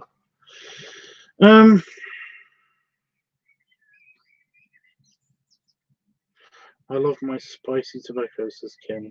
That's good. I basically am stuck with Condor tobacco because basically it's the one that's readily available in the UK. Everything else is really expensive, and I just don't want the hassle of basically going into kind of the really snooty tobacconists in the UK. They're kind of really snooty. I mean, yeah. I don't know how to explain it other than that. They always look down on you if you don't walk into a tobacconist, a proper tobacconist in the UK, without without wearing a suit. You know.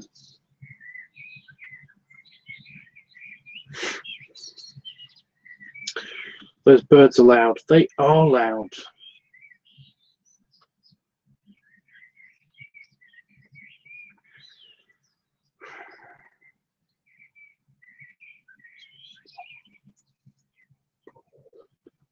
I always hated the smell of cigarettes, says Ken. Yep, me too. I absolutely can't stand that. That winds me up.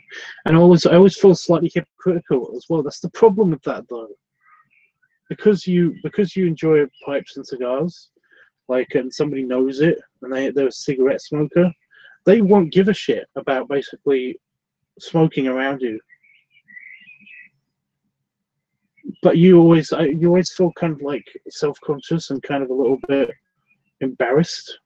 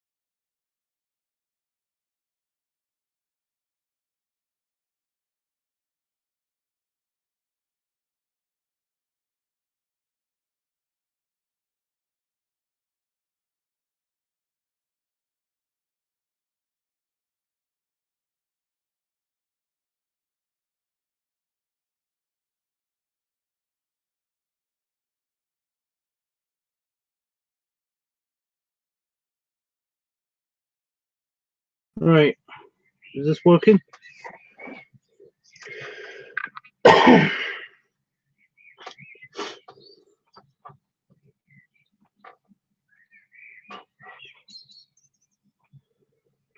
Yeah, it's working. All right. I have no idea what happened then. Computer just crashed. I actually saw myself reacting to it on the playback, but on the actual thing, it just said that it just was stopped and made a noise and stuff. So I was like, "What the fuck?" So yeah, I was like paused for a second. I don't know where I was in the mid-sentence. I'm sorry. Yeah. Oh, that's it. I was talking about basically, yeah, cigarette smokers. Like my brother, for example. My brother, he smokes cigarettes sometimes. He keeps trying to quit, but yeah. And basically, like he won't give a shit if he's in a car with me. He'll just light up, and it'll be no problem. And it's like, I really hate them. Why can't you understand this? But I hate people that do that.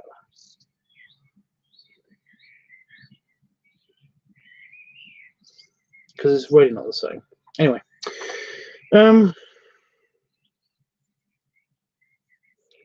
yeah, the smell gets annoying. It gets more than annoying. Did it take you long to learn how to smoke your pipe tubs? Actually, no. I'm not boasting.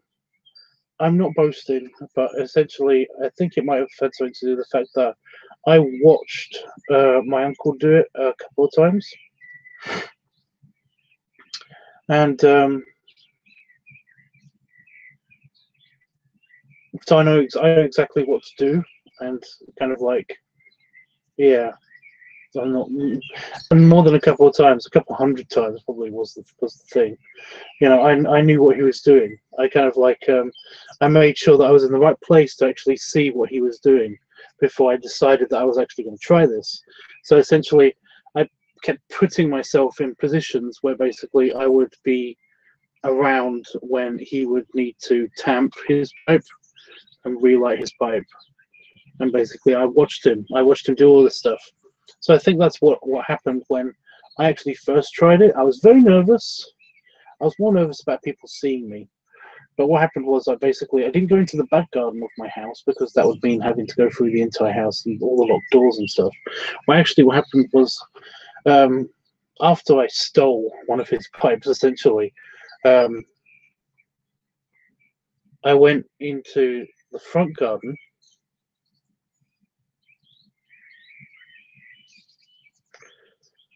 and I basically leant against one of my parents' cars because that's the thing in the UK. Basically, there's just like we had a driveway, and that was all of the front garden. There was nothing else to the front garden. It was literally just two cars. My mum's car, my dad's truck, essentially. But I just leant against one of the cars, and at around about 4 o'clock in the morning, and tried to do it. And like I remembered exactly how he did it, and it was almost effortless.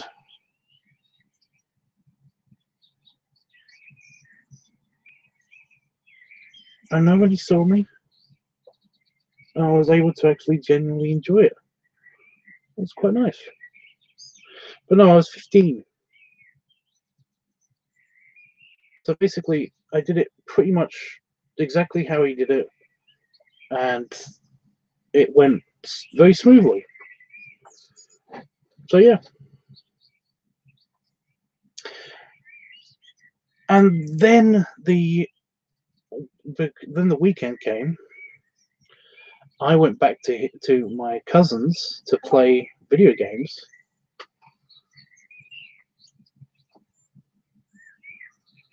I went back to my cousins to play video games, and basically, my uncle said, "Can I see you in my office just for a second?" And I knew I was in trouble. I knew I was fucked. I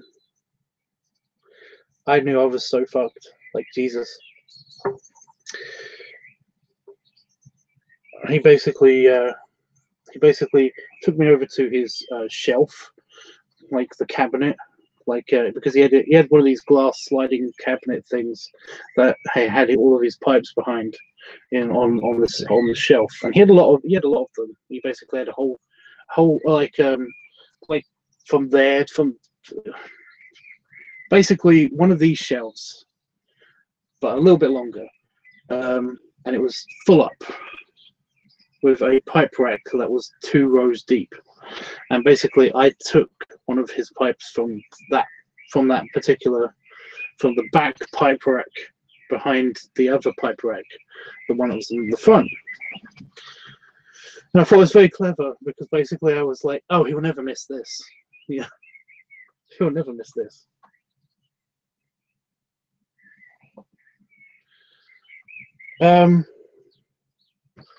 So yeah, I basically stole one of those, and yeah, he basically took me in front of the rack, and then he said, "Can you see anything missing here? I feel like I'm missing something." You know, he wasn't like yelling at me or telling me off or anything like that. And he basically he just said, "You know what? I'm just going to turn around, and I think I've got a feeling that I'm just misremembering." So he turned around and took 2 steps forward. So basically, he was completely out of his peripheral sight of me, and I basically just took it out of my pocket, and because this was my plan for when I stayed over my cousins, and I put it back. I didn't do it quietly, because I knew exactly like he knew. He basically, I was like, I basically just like cleared my throat, and he turned around again and said, "Yeah, I can't see anything missing now. That was weird." He said, "Oh well, you know, what we were talking about?" And I said, "Nothing. You can go then."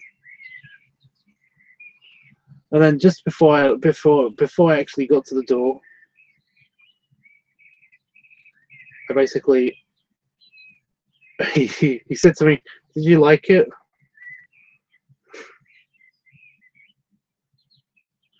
I was so cringed, so much cringe. I don't know why. I was like, "Oh my god, I'm so sorry. I just wanted to try it. Honestly, I didn't know. I didn't think you'd miss it. I didn't think it would be a huge deal, or anything like that. I was really sorry." He said, "It's not what I asked." He just said, "It's not what I asked." And I said, "Yes." He said, "Do you want to know how to do it properly?" "Yes." So then he told me. He basically said, you know, "Show me what you did." So I did. And he said, "That's actually really good." You know, and I told him that I've basically been watching him because I've been thinking about doing this for a while and all that stuff. And he was fine.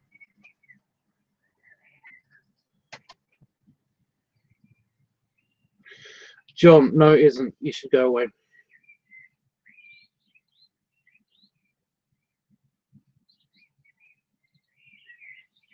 But no, he was all fine. He was all fine, and basically every other weekend, like at least one weekend a month, I would basically from then on, I would go over to his place. I'd go over to my cousin's. I'd play on the computer for a little bit, and then basically I'd play video games with him and hang out with him for a little bit, and then because my uncle was also insomniac and everything.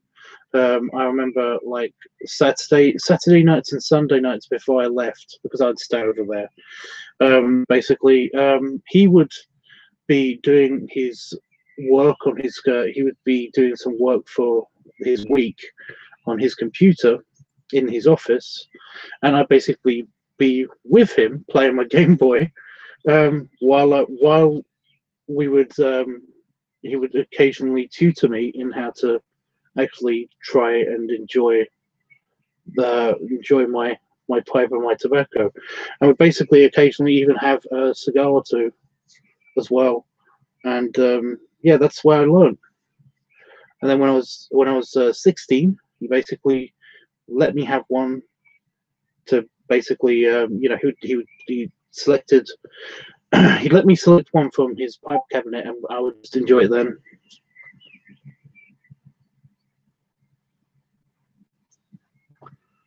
Just got a message from Chris. Oh, Chris.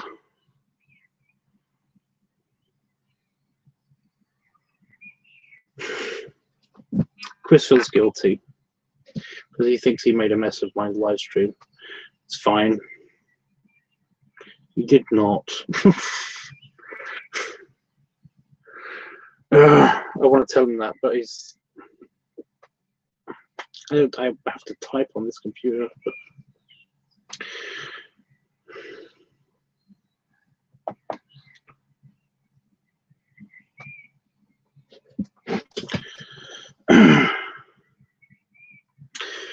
I'll tell him in a sec. Yeah, so that was the thing. And then when I was 18, of course, actually no, I think it was actually when I was 17. It was I got this one. And yeah. And of course, when he passed away, I inherited. There's quite a few in here that are actually his. This one was even my grandfather's. So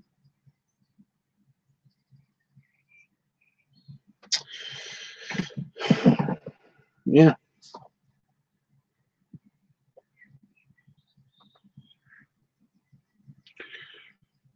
It's just one of those things. Anyway, I'm sorry that I've rambled. I'm gonna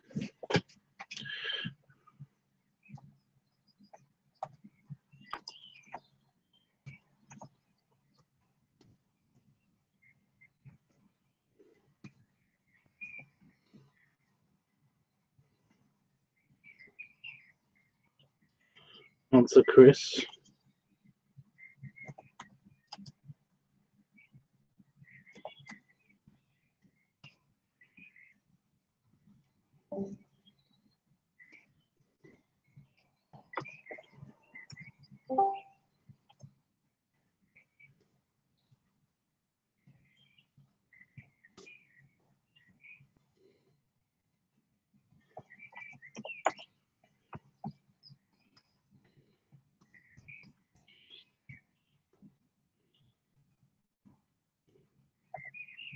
Oh, I've spelled that wrong.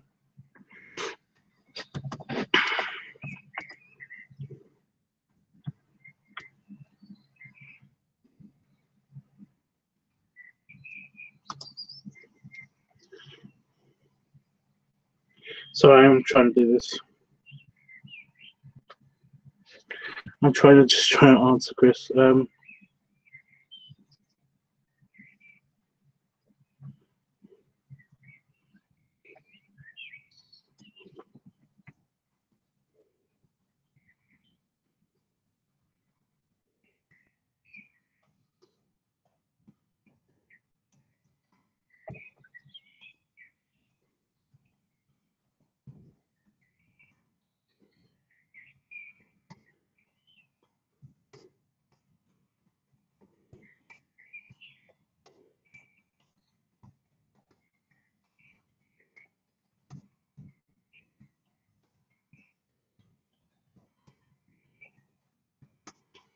Right. There you go. Anyway.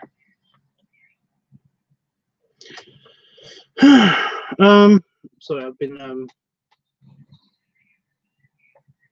was just answering Jeff's question. Ken says I don't inhale either. You need a BB gun for the birds? Nah, they're fine.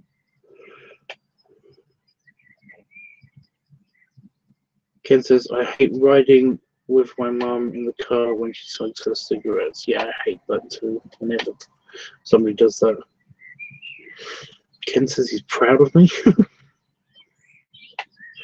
Howard says, hoping to sneak a voice when he's done. Well, I think if your microphone's actually working. Did he give you one? I would. Oh. Howard says that's a good story, Tubbs. Well, I just thought I'd just. Yeah.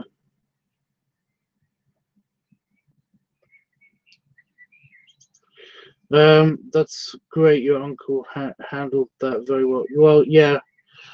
I kind of remember it a bit differently each time, but that's just memory for you. It just happens.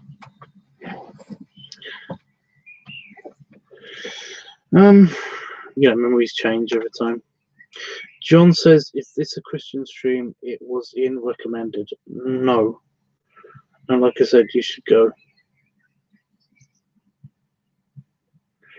No, my mic's not working, says Howard. I think it might something. I heard something just now.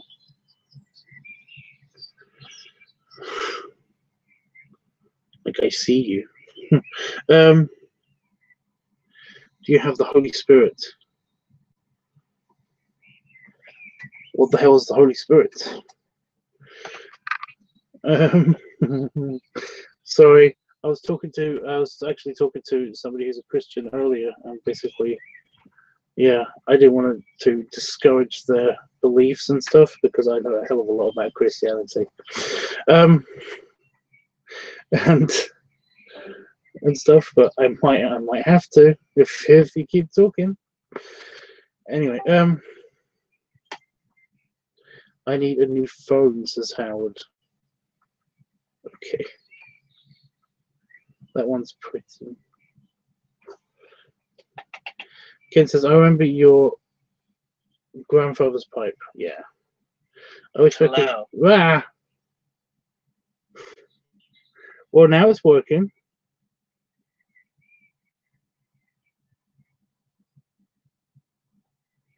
Is it working? Hello? I guess not. See, I'm gonna get all my guard down, and then basically he's gonna say hello again, and then I'm gonna be all surprised, and then I'm gonna, yeah.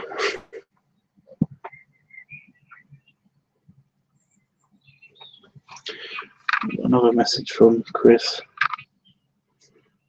Or anytime, Chris.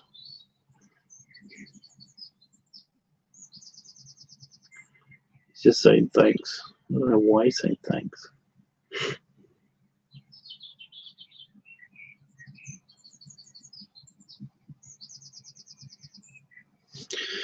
We heard you, I think, at what? I heard a hello, but yeah.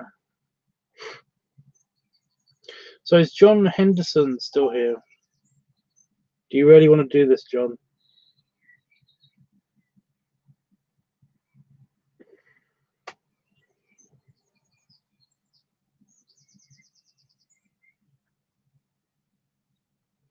Honestly, I like a good debate about Christianity, or about any religion, actually. You know, but I just find the Bible funny. I can't help it. I'm told I shouldn't talk much about the Bible. I'm never told that I shouldn't talk about the Bible because I don't know what I'm talking about. I'm never told that. I'm always told that I should never talk about the Bible because, you know, I shouldn't talk about the Bible. So yeah. Seriously, the Bible's crazy.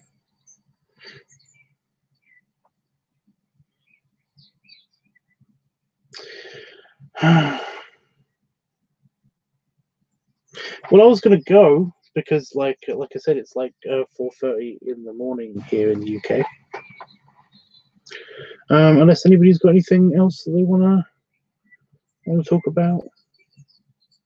Well, this has been great for filming and stuff for the instructional video. Yeah.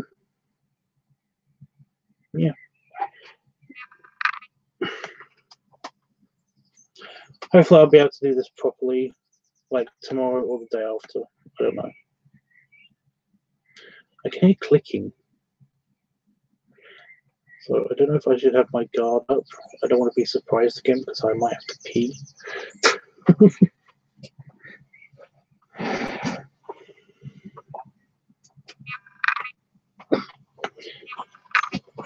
You know that fly that I was talking about earlier? It keeps touching my leg. It keeps touching my leg. It's pissing me off. It keeps touching my leg. And I can hear myself. Is it working? Yeah, I can hear myself though. Is it working? Fuck. Can't hear myself anymore. I think that's a good sign. Yeah, I had you on YouTube, and then I turned off YouTube. That was weird. I don't know why my mic wasn't working. It's okay. Although you did join me when I was basically, well, you joined the chat when I was basically halfway through something. I was halfway through thinking about going, and then I just had to do some things and stuff. So sorry. No, it's yeah, okay. I just woke up. It's okay. Yeah, because you I yeah, just woke up, that was nice. I've had a weird night. How so? Well, I did some work after my show. I did some work, and halfway through doing some work, I was talking to actually Bearbuff. He contacted me on Grommer, and then he contacted me via FaceTime because he wanted to FaceTime on the phone. Mm-hmm. I know, of all the ways to contact somebody, FaceTime, really. Right. I just found that weird on account of just. Yeah, that's kind of. So like, what he tried like all these different methods, and then he went to FaceTime. That's the thing. That's the annoying thing. I didn't want to say this to him, but hopefully he doesn't watch the playback of this. I didn't want to say this to him, but it's like the people that ask me for WhatsApp. You know, people that know me for WhatsApp information to see if I'm on WhatsApp, and it's like I've already got text messaging and I've got Facebook Messenger, and we're friends on Facebook. Yeah. Why would I need WhatsApp? Yeah. But they're always so insistent on it. I've had that happen to me where people would ask me about like if I have this or that, and I'm just like, dude, I don't want to download another messaging system just to talk to you. I'm sorry. I know, and everyone always says something like they always give you the same arguments and stuff, and it's always like, but you always have to say to them, so does this app. Yeah. You know, like I was actually telling somebody, I was telling Bearbuff about this, but I'll tell you in a minute. But anyway, no, he was talking to me on that for like an hour and a half, because we were arranging like travel plans and stuff. And he also wanted to. I've never actually seen his face up until now, so that was nice. But like I said, just an odd method of communication. Yeah, I get what you're saying.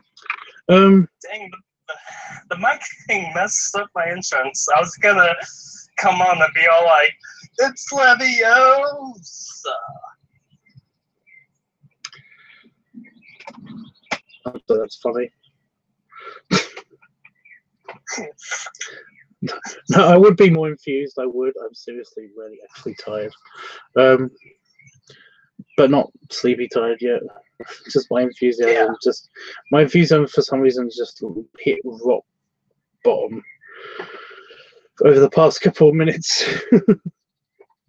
Nothing to do with you, honest. It's just It's like 5 a.m. soon.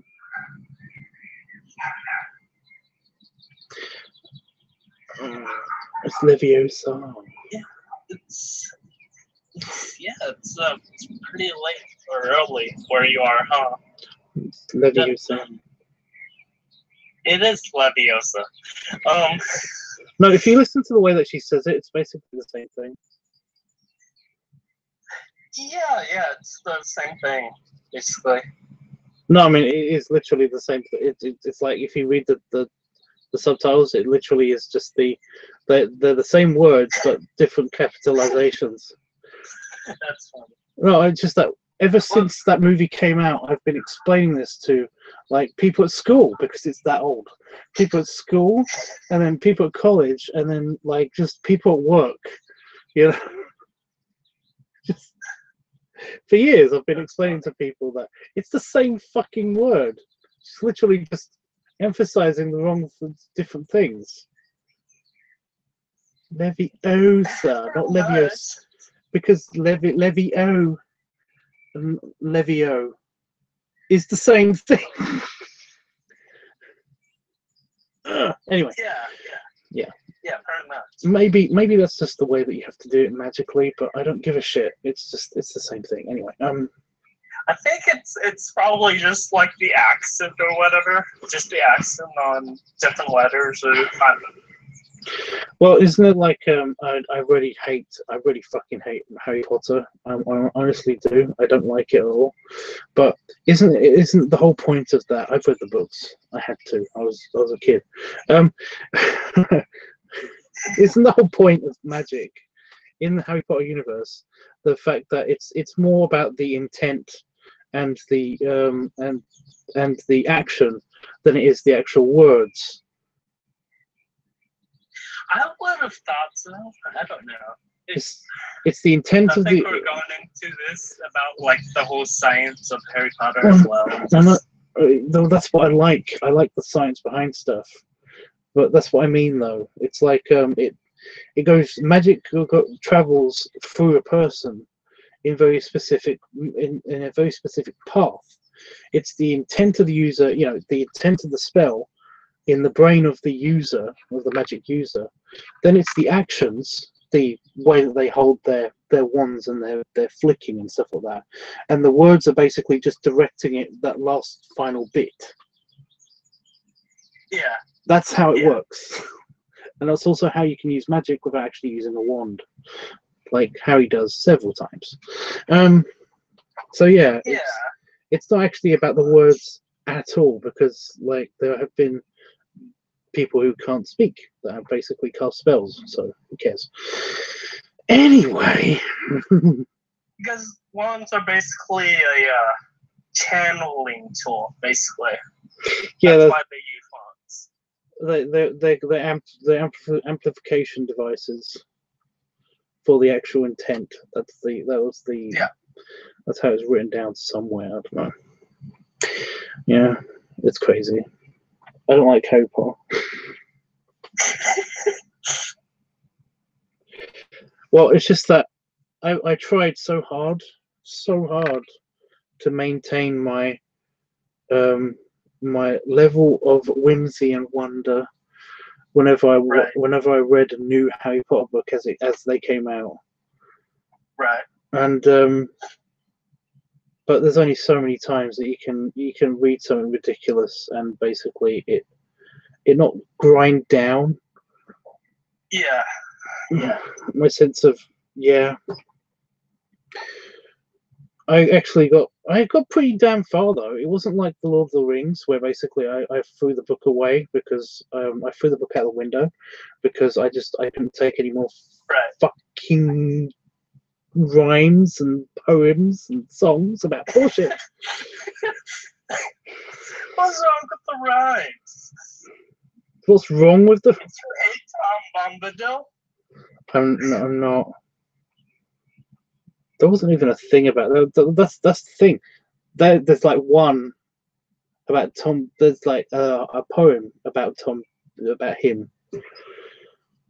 Yeah. Yeah. That's just one. That's like the only thing I remember from like Lord of the Rings, the books. Tom Bombadil.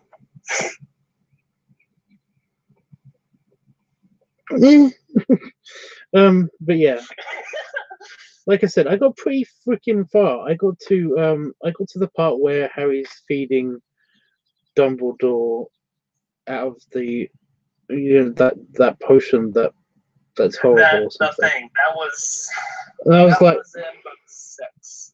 Right, I was just that was the last straw for me. Right. But then again, they did get absolutely ridiculous though.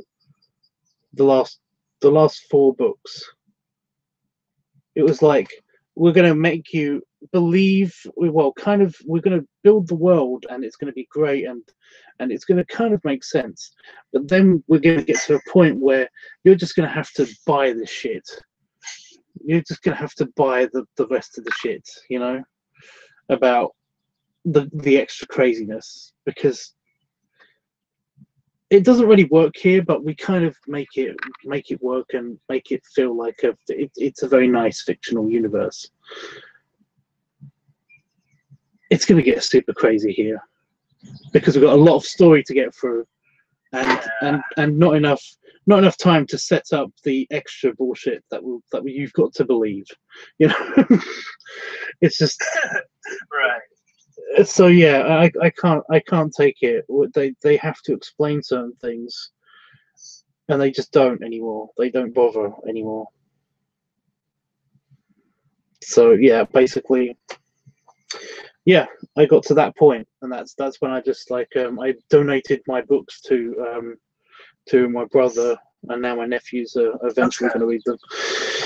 But yeah.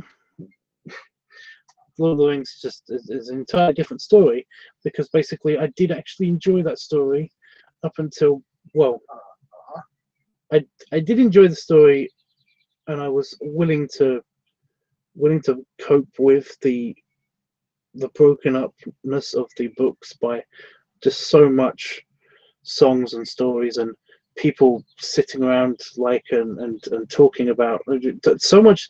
There's so much exposition talking. You know, where basically they'll be like sitting by a fire, or they'll be just talking over food.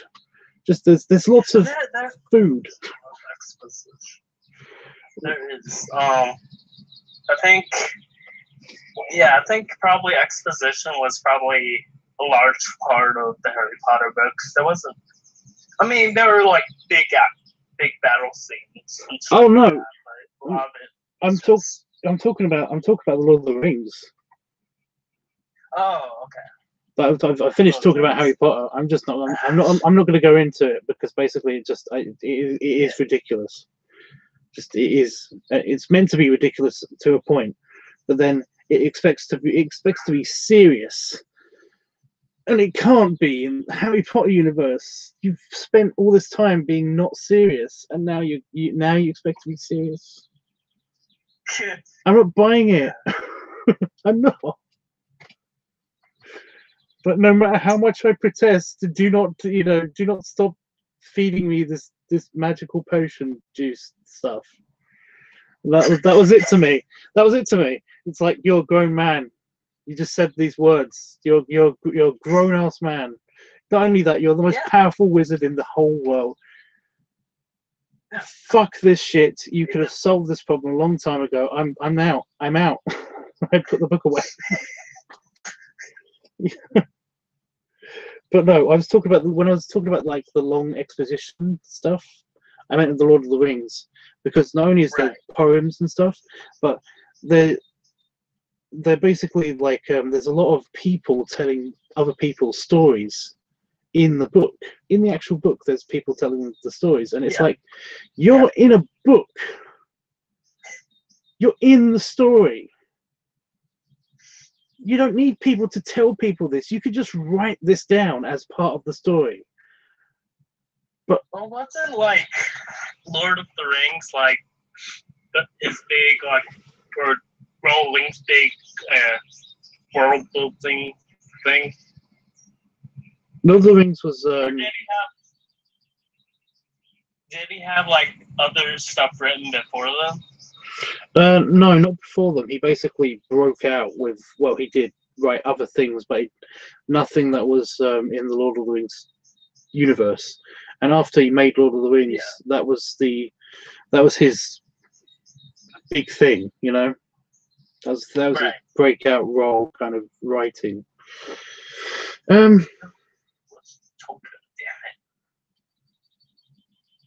He's just, yeah, and so many poems and stories, and but then you've also got all of the people telling stories in a storybook, and I just like, again, it's like I said, you're in a book. You don't. Card would piss you off. It's like somebody that, like, this situation happens a lot. They go to a bar, they go to a pub, an oldie tavern pub place for the night, and then they'll it's like somebody picked up a book in this pub, and again, in this book, somebody picked up a book, and then they opened the book, and then they began reading the book to the people around them in the tavern, and they're basically reading a book in a book, but the writer of the book is actually writing what's written in this other book. Why would you do this? It's a bookception. Well, no, the point is that there's a lot of this happening, and I'm not kidding. It happens every other chapter is basically somebody reading another chapter of another book. So is your, like, what's your main complaint here? Is it that he's just like writing other stories, not the main You're story? writing. My point is, again, that you're writing. You don't need somebody to be the mouthpiece of another story. You could just write down that they, you know, the story. You don't, you know, you could write down like and he recalled a tale long ago, and then you could just continue to tell that story individually. Right. You know, and they slept at a tavern, and then they basically went and did something else. You know, you don't actually have to write the whole tale of like him telling the tale to individual people. With, you know, right. It should just be part of the book. You shouldn't have lots of people expositing stuff all the time about stuff that you could just write about. Right. Nobody has to say that, you know, nobody has to give the description of the orcs. You give the description of the orcs. You are the writer, you're describing the fucking orcs, you know? Because that's how they describe the orcs. It's an elf telling somebody about how orcs are these, you know, their backstory, and they're expositing about their backstory and stuff like that. When in fact, you could just, as an author, you could just have said, you know, and they were frightened. You know, these characters were cowering behind a rock because they were frightened of these orcs, these creatures of long ago. And you could have gone into their backstory and their origins and stuff, but no, he doesn't do that. All the time, he does this. Like he's whispering, like, you know, they were once this. He whispered to the other character who was cowering at the description, even though their fucking character is actually right fucking there. That's funny. But it's not funny. It was annoying. So basically, it's like, I really love this. I love the story. I just wish that it was written differently. And again, there are so many poems and songs and stuff, and that's actually what did me in, because like I got to Shelob in Lord of the Rings, and I basically was like, okay, if I have to read, you know, this is great. I can deal with this. If basically there is no more songs or poetry that breaks my rhythm of reading anymore, you know, I can deal with this. It won't be a chore if I can just continue on. Now that I've finished this whole poem and song and dance bullshit, if I could just continue on without any more poems or singing or dancing for at least another chapter, just give me that. You know, turn the page, fucking another song. I was like, that's it. I threw the book out the window. I actually threw the book out the window. For fuck's sake. I know. I definitely know how that feels. There's this one book that I still have it on my shelf, but I just couldn't finish it because I got so frustrated at like the author because like he kept jumping around with in the timeline in the book, and I'm just like, just get to the main story and stick with that for a little while. You don't have to fucking go off on tangent about this other thing. Yeah. And what's funny is the book is called, I have the title of the book right here. I don't know if you ever heard of it. It's called A Heartbreaking Work of Staggering Genius. Now, isn't that just the most pretentious, full of yourself title ever? It's very pretentious. Yeah. Like, it might as well have been called I'm totally not up my own ass. Yeah, exactly. By a staggering genius.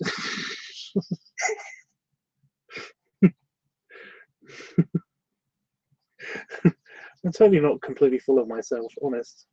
I still have the bookmarker in there too, where I left off, and I'm just like, I really don't want to finish this.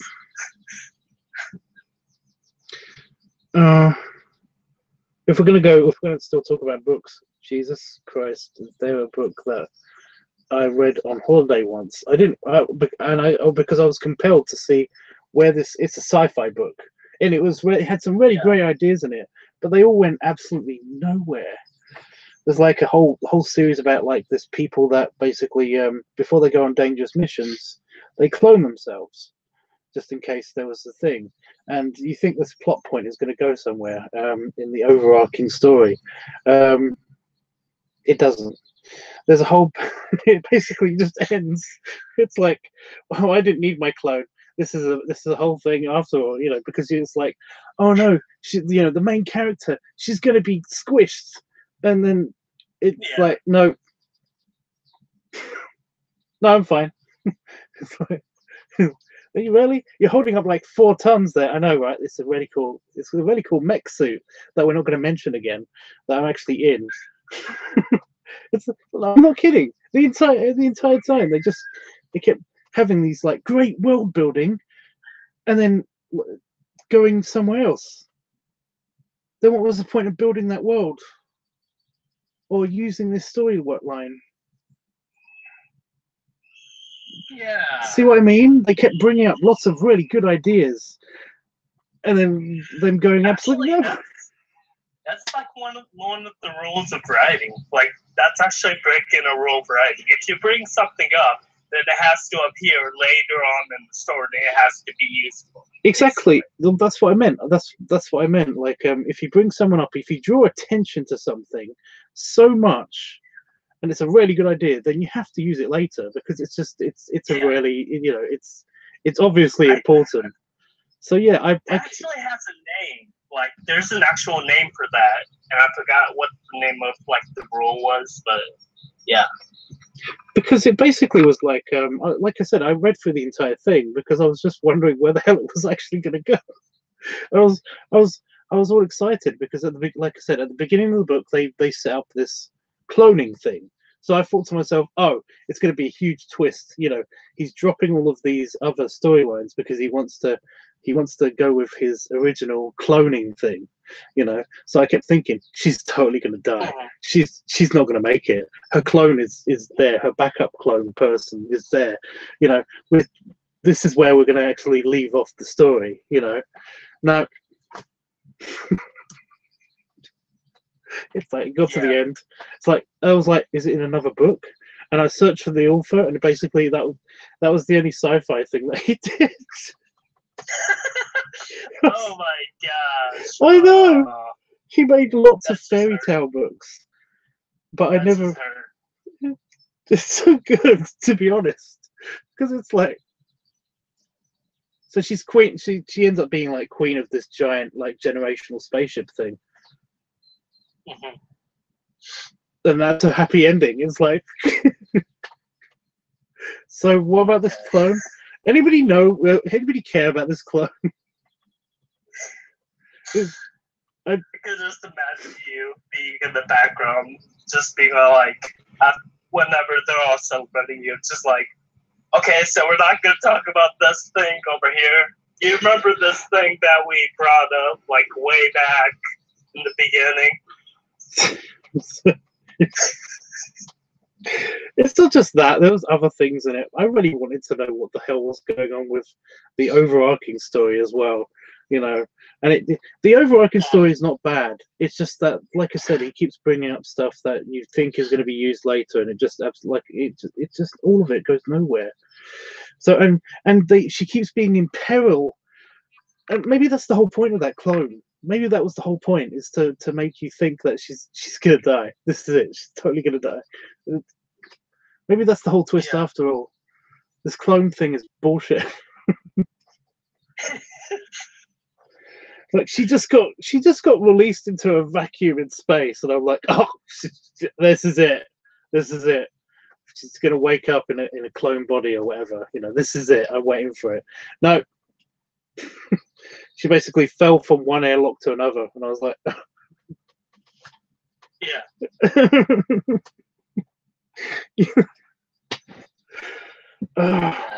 oh no, one thing did pay off. There's like in the future, apparently there's space Buddhists. Space Buddhists? Yeah. Because I thought this was a really heartbreaking story. Well, it would have been if it actually went anywhere. Because this is terrible. The space Buddhist. Well, basically, she gets radiation poisoning on this planet. Because she's basically trying to find her long lost brother. That's her whole bit. And like one of the clues is like a crashed spaceship on this radiation planet. This planet that has lots of radiation, and basically her wrist indicator thing tells you if you've got too much radiation and if you should even bother coming back to the spaceship, and it basically just goes off. And she's like, well, I'm dead. You know, good thing about that clone. You know, she basically winks at the camera, you know, to the reader, you know, and it's like, you know, because she thinks she's dead. She basically writes herself a note, you know, for her clone self. It's really touching. It's actually like she knows she's dead. She knows that's her that particular consciousness is going to die and stuff. And she's writing about basically like I really didn't think it would end like this, but then she encounters the space Buddhists, and it's like, you know, they're like, we're really sorry that you're going to die and stuff. Have you thought about like meditating and stuff like that? And basically she starts getting better, and it's like, no, you can't meditate out of this. But then that actually does work. They basically have this whole philosophy of like, you know, we don't give up on people as easily as your future tech stuff does and stuff like that. And they're like the most advanced people in the universe and all this stuff, and it's like, oh, it's just terrible. It's like she gets better, so all that character building was for nothing as well. Like I said, I kept waiting for this clone thing. Maybe that was just a big twist. I don't know, but it just that like I got to the end of the book and I was like, so now what? Right. Just what the hell? It's like, are we going anywhere? I mean, are we actually doing anything? Yeah, she doesn't actually meet her fucking brother. That's the thing. She doesn't actually meet her fucking brother.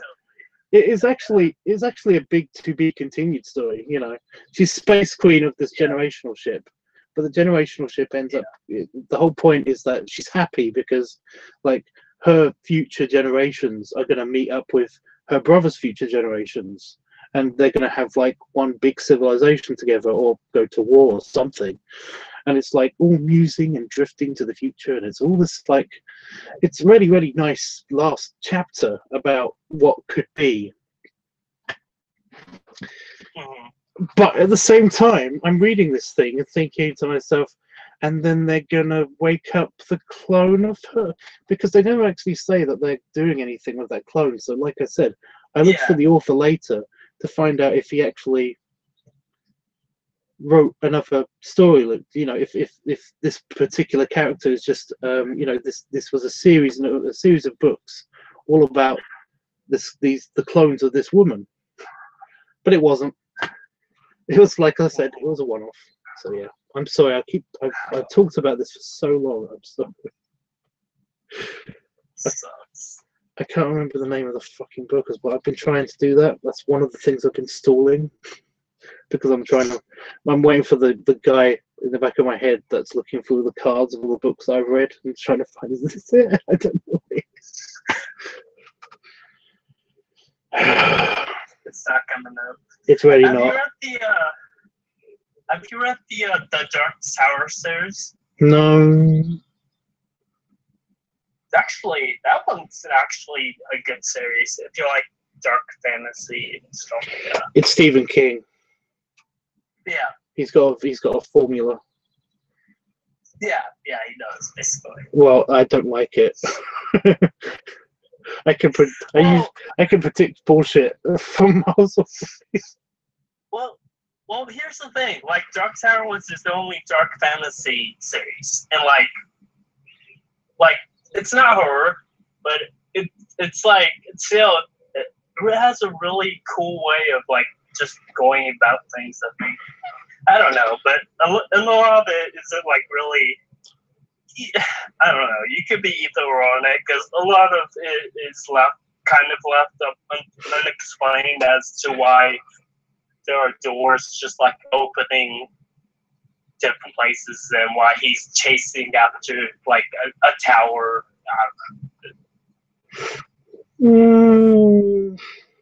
Although I suppose that's like the driving force of why you want to read the books, because like then at the end it'll explain like what the Dark Tower actually is and all this other stuff. Well, that's what I mean. I like the explanations. I think that the explanations are really fascinating. You know. Yeah. You can go and yeah. And yeah. What's really kind of just like, it actually kind of blew my mind like the first time I learned about it. Did you know like all Stephen King's books are actually kind of connected into this one giant multiverse thing? There apparently are, yeah. That's one of the things that I started noticing with them and stuff. And one of the formulas is that it's never actually horror, it's science fiction horror. Because they're all connected to a giant space turtle. Yeah, space turtle. Sorry if I spoil anything for anybody reading for any Stephen King books, but it's a giant space turtle. That's apparently God, kind of. Apparently. Yeah. Yeah, they're supposed to. I guess supposedly they're gonna make some references to the giant space turtle in the second It remake movie. Well, they have to, because that's where the space turtle comes from. Sorry, it's just Killer Clown, space turtle related. Yeah. You know, you just once you know space turtles involved, you're like, you know, I don't know whether to laugh or sigh. I don't get it. It's just like it's really disappointing on one end and kind of really hilarious on the other. But because all the books, like just something you've never heard of before. All the books deal with Space Turtle in the end. And really unexpected. Just like, why is there? Why a giant space turtle? Why is this the ultimate thing? Well, the answer is that basically Stephen King was high when he basically wrote out his overarching storyline. Okay, that makes sense. Yeah, he was really drunk and really high, so he did a lot of hard drugs when he wrote a bunch of his books, or his most well-known books. So, yeah. But it was like the 70s or something. I don't know. Apparently that stuff happened. But yeah, it just like I said, they're very formulaic. All of Stephen King's books seem to be very formulaic. So it's like I usually get my mum loves them, so basically I've read them all. But they all get. I normally get within like 3 chapters before I start to notice that I'm predicting everything that's happening on the next page.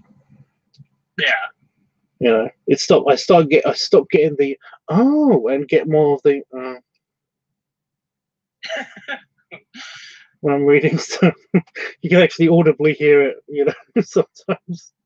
Yeah, I'm trying to imagine that right now. You just sitting on the chair and just going, No, just as well, no, not even like that. It's more like, you know, I'll be like, But then, like, you know, an hour later, it's like, yeah, and Space Turtle. You know, book close. You know, it's like, nope. Because it's like, you know, again, spoilers, people, but it's like, and it turns out that this giant fear crazy clown thing is actually a giant fear crazy clown thing from outer space. And then, no, don't close the book, don't do it, don't, I'm getting interesting on it. It's like, no.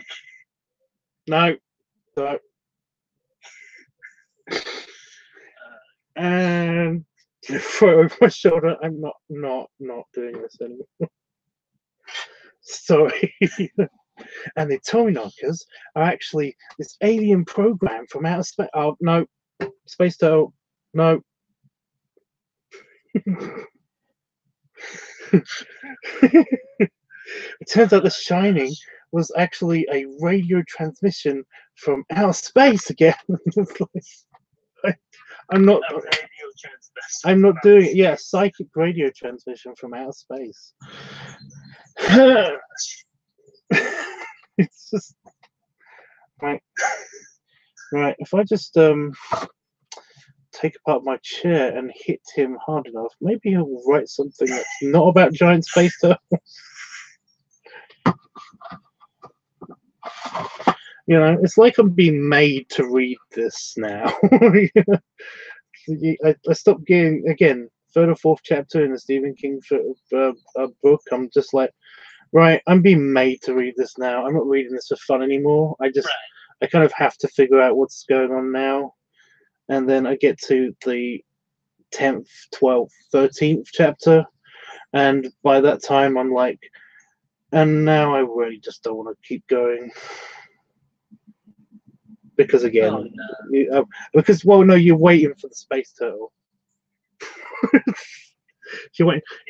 No, it doesn't have to always be the space turtle, but it could still be, like I said, radio transmissions, psychic radio transmissions from outer space, from another dimension.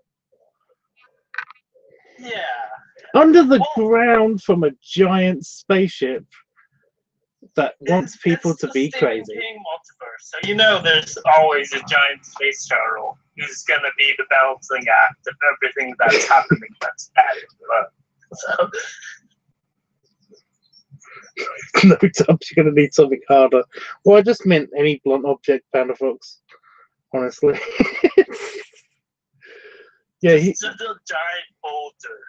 Yeah, he got hit by a car once. Boulder. Stephen King got hit by a car once and still kept writing. Oh, wow.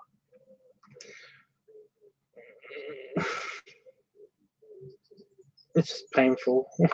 That's one of the reasons why I don't read anymore. I kind of is because of this bullshit. Yeah. Ken had something said that he said you never finished the whole series of Harry Potter. No, on purpose. Yeah, it sounds like you didn't read the last book, because from what it sounds like, you finished the 6th book, got pissed off, and then just said, fuck it. Well, it kind of just like the magic had gone from like after the 4th book for me. Right. Because like I said, I read them as a kid, and I read them through high school. And then by the time the other books came out, I was in college, and basically, like not only had I crossed the magical, I don't care about magic stuff really that much line in my life, but also, like I said, she'd stopped writing about the magical stuff and was all about the serious stuff, and expected us to take it all seriously after that. And like I said, you just can't take certain things seriously anymore. Well, I mean, you could never take that seriously, but they expected you to take it seriously, and I was just done.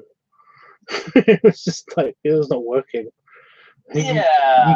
You can't make Harry Potter serious after that. And so I was just like, yeah, we're gonna get dark and gritty in a world with chocolate frogs.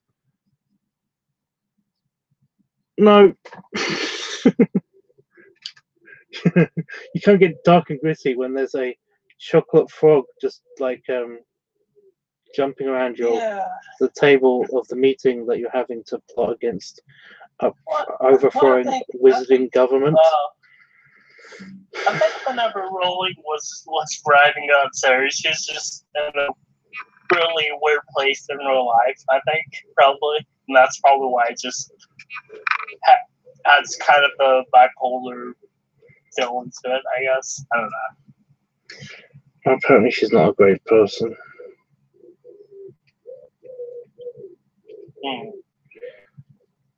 I'm not going to go into that though.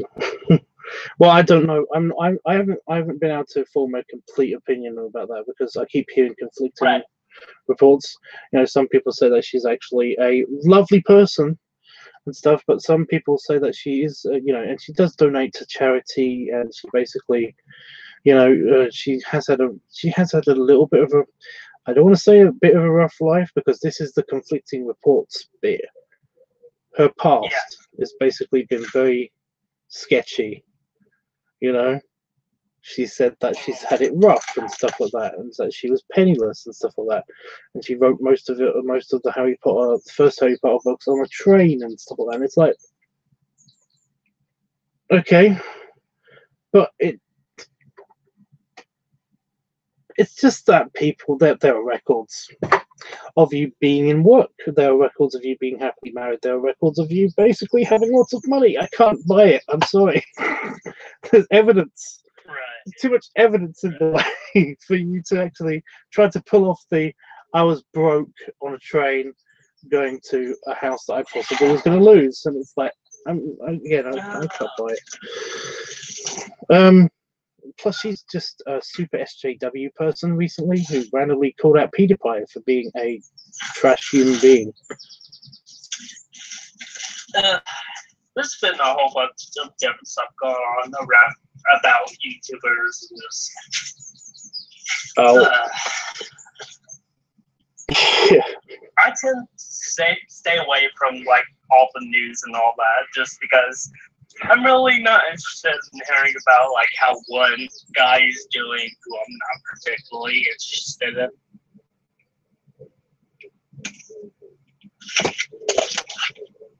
in. Okay. It's like mostly life though, that that's just how news works. Yeah. Yeah. I just don't like it when people I don't like it when people call out people for shit that hasn't happened. You know? Yeah, I totally get what you mean with that. Yeah, I don't like people judging people for something that they didn't actually do in the first place. Stuff like that. I'm trying not to get too specific, you know. And it's like, yeah.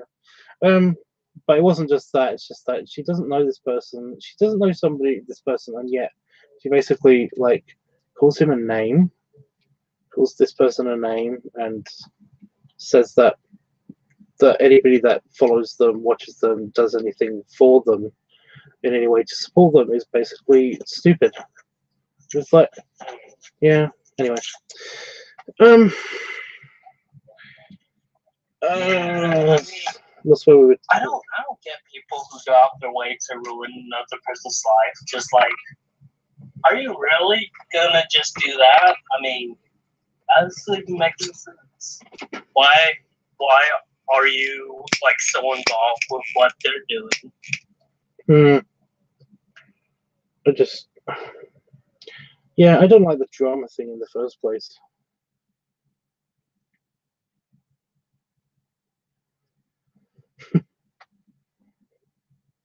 And yet at the same time, I actually like I don't like the drama thing in the first place, but if it's people I don't know, I will gladly watch a rage compilation.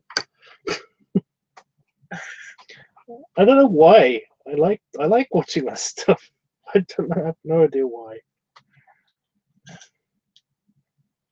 There are rage videos of people just reacting to just like crazy shit. Yeah. I kind of like that crazy shit. That's the problem. Yeah.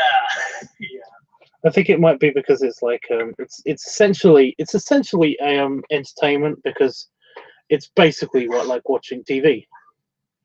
You know, It reminds me of these people. It reminds me of that clip from ASDF. Where there's like those two guys, and one guy's like, "Hey, that's a nice dog you have." And he's like, "Oh, hey, thanks. Oh, there's no dog there." And then they just both like just start grunting at each other.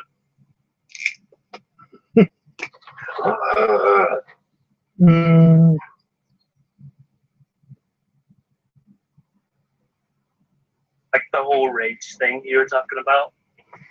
Well, yeah, I was just saying that basically it's like I probably like it because it's so far removed from me, you know, that I can enjoy it as if it is entertainment. Because if it's happening in real life around me, I either have one or two reactions, and that is that I try to help the situation, or I basically, like, by calming the two people down, or I get away from them because it's none of my business. Yeah. And I will get like far away, but it's just that like this is recorded by somebody who doesn't know what's going on, and it's basically like a couple of people arguing about something that's kind of ridiculous in itself, and like it could be it's in another country even maybe, and it's like I just never will see these people ever. You know, it's like it's so far removed from me that basically it's basically, like I said, entertainment. Yeah, I get that. I guess I suppose. I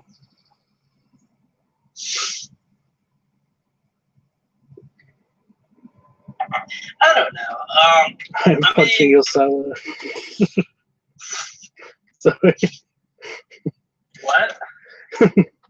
Stop this! I don't want it. What are you doing? I am punching your salad. Oh. It just happened in my brain. I am punching your salad. And it just keeps cutting back to them every now and again, and they end up beating each other up. No, he's beating him up while he's beating the salad up still.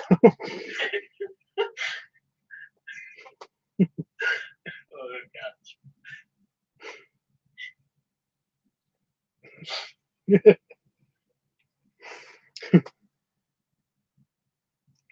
No, but the one that one of our friends found funny was the oh, looks like you have a case of baby boys. And then it cuts to the guy, and he just has the baby boys. He's just like, ah. Have you seen the baby around? No. And then she goes away. You fool. It's like it's a robot suit with a baby. That's excellent. Oh, the classic one. My God. Giant flying sheep. Those are clouds. Those are clouds. Honey, do I look fat? You are a chair, darling. I could dream, Harold.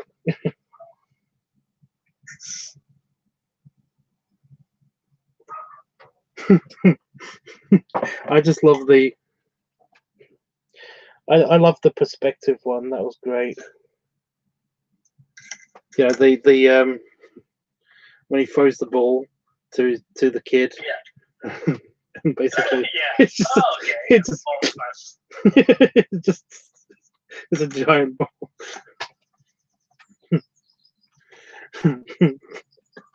I want to go to the moon. Why wait? And then kicks them.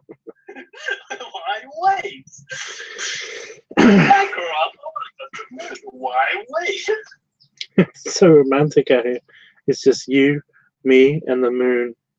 Hey, you guys should kiss. It's a giant moon, flapping face. Excellent. All of it is good. But I think I like Tom's good stuff. Goodbye, cruel world. And the world's just like, Hey, all right, so I'm gonna see you around. Where are you going? Oh, I didn't think that was good. That's not 540 men at all.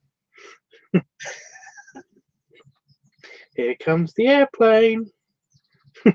Yes.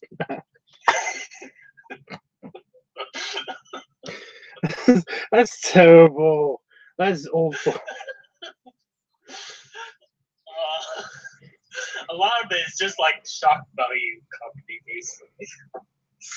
Oh gosh. Well, the Jacksepticeye voice one from the latest one, that was just great. And it's like, I'm gonna jump.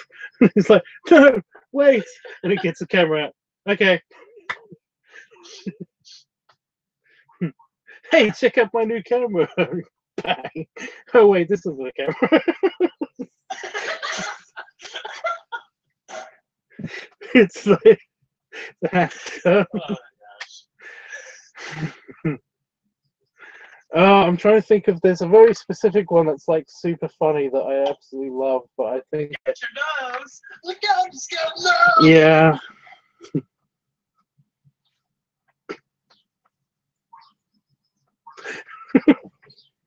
Oh no, it's the trumpet one. Trumpet one's absolutely my favorite one ever. Yeah, I love that you know what I'm talking about right away. It's like, you know. Yeah. You can't play. You can't play that in here. You never take me alive.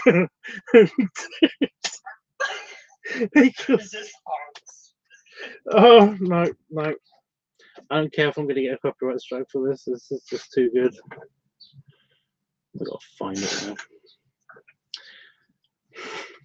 I'm not going to play the entire thing there. I've got to find this one.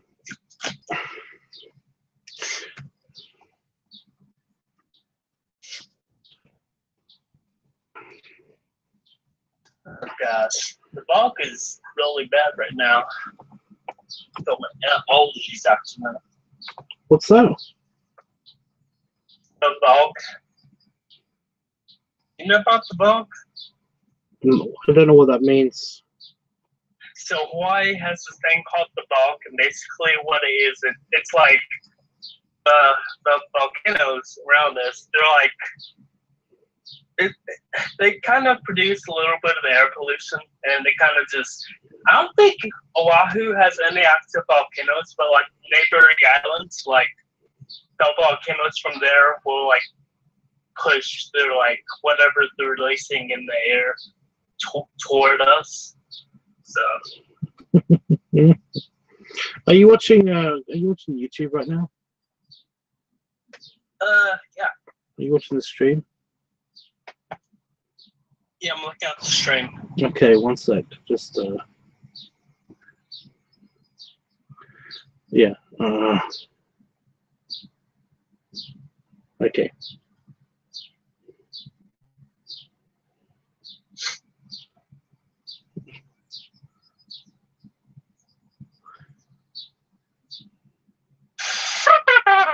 Hey, you got a license for that? You'll never take me alive.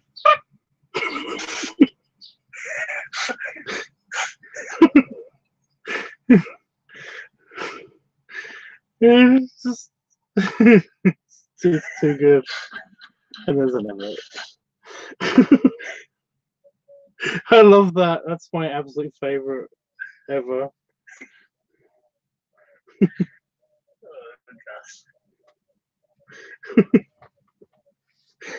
You'll never take me alive.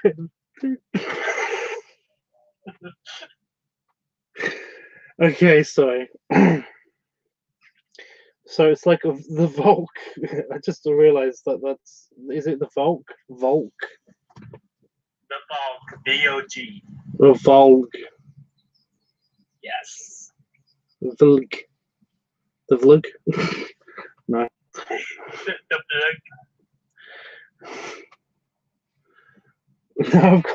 Now I've got Vogue stuck in my head. Vogue. Vogue. Madonna. Oh gosh. The Vague. The Vague. It sounds. Imagine a horror movie titled that. No, I was gonna say that sounds like it sounds like one of those, you know, it sounds like one of those And like those terrible and like, mini-series TV things the like. entire movie, you have no idea what the hell is going on or what they're talking about. It's just vague. Yeah.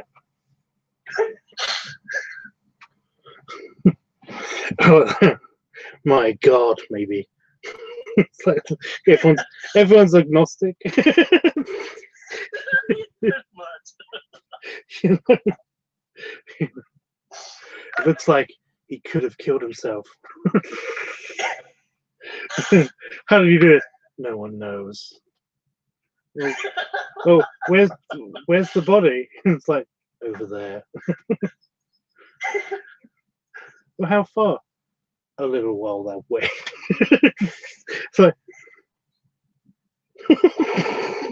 just the main character just continuously just like, am I ever going to get a straight answer?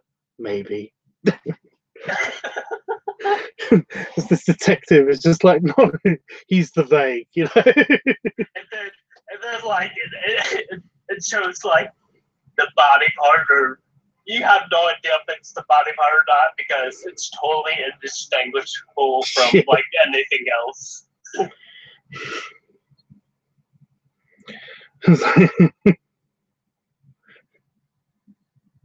It's like really vague.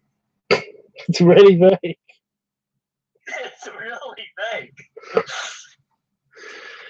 The natural line in the movie too. It's really vague. I can't even tell what it is. So is that a bone? I don't know. A bone, a tooth. I don't know what's going on. No, that's it. You just have like somebody in the middle of the movie, just a random character being like, "What's going on? I don't know. I can't think anymore. I need to know." You know, need to know what exactly. Just continuously banging his head on the wall. You know? Doesn't that hurt? I don't know. You just have one character just being continuous breakdown after halfway through it. That's a big in the movie theater, and like you have to use the restroom, and so you go to use the restroom, and you come back, and like it doesn't even matter what you missed because everything is vague anyway. We have to use the restroom, and it starts affecting things outside of the movie. You know, so basically, it's like, you know, you go to the restroom, and it's just got like people, just generic people on the door. So you're like, oh fuck.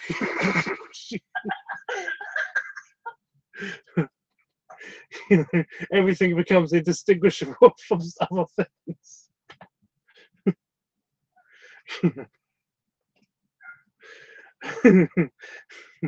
It's like, wow, you missed the whole second half of the movie. You know, where were you?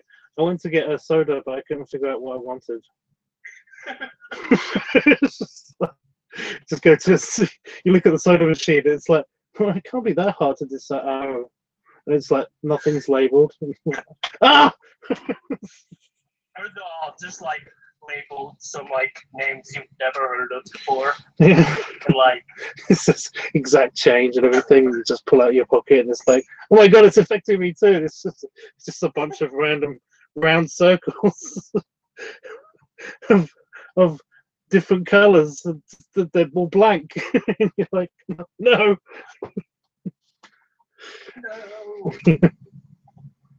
All the cars are the same outside. You know, you can't even drive home. It's getting worse. You know, the world just becomes just this big ball, just this big 8-ball kind of like looking thing. Because everything's just so vague. Everything is just so vague. Yeah. That's a line from the movie too. It's just so vague. It's just Well, you so just vague. yeah, you have to have the detective Vogue guy actually say all of these lines in that kind of like, you know, like kind of like low gruff voice. It's just It's so vague. Dun, dun, dun, dun. it's just so vague. It's all so vague. So very vague. Yeah.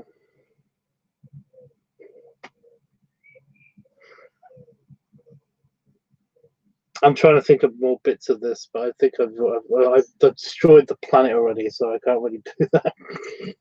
Pretty much. Yeah. Oh my god.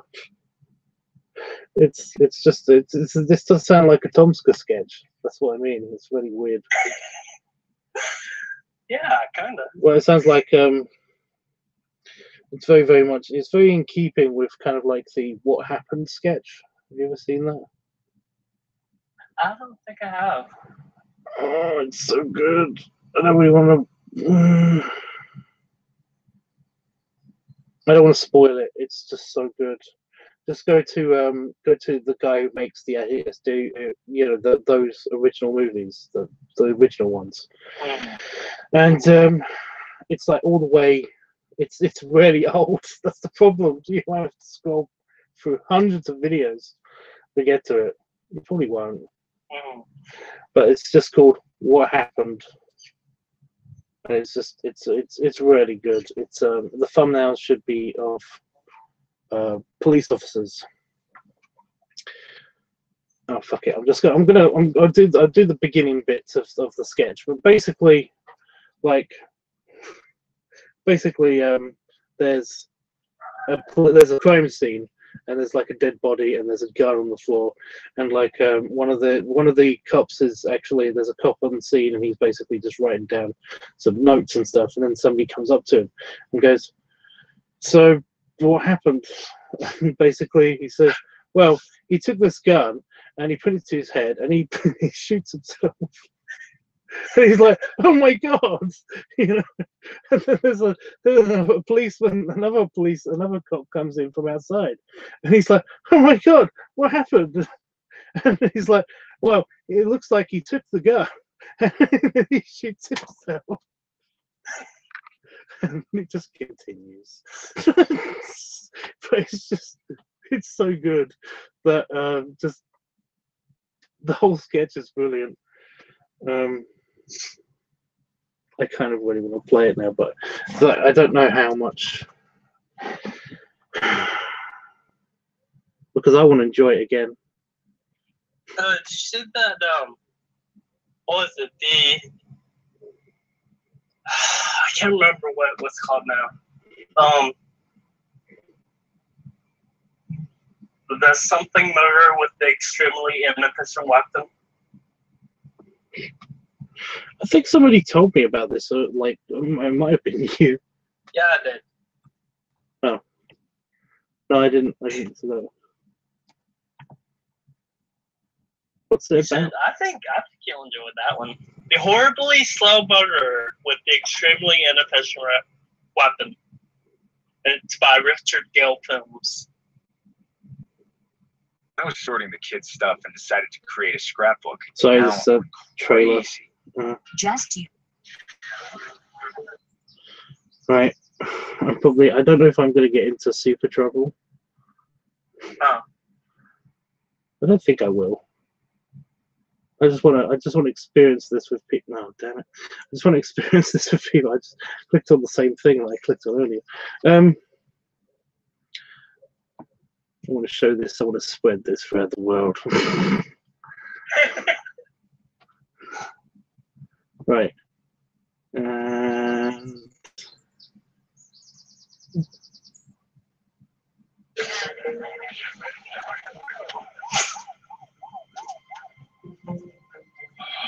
What happened here? Suicide. How'd he do it? Well, took this gun and holy shit! Who does that? That was so irresponsible! What the hell has happened here? He shot himself! How did that happen? He just took this gun and he... Are you serious? He was 17 years, you retired. We heard gunshots. Is everyone all right? What's going on? Oh, God! What happened? Well, see, they keep taking this. Oh, no! Bitch! Well, thanks to you, I didn't hear what he said. Oh, it's really simple. He got the gun. Okay. Put it to his head. Oh, no, my twin brother! Where did you come from? What hell? Don't ask him.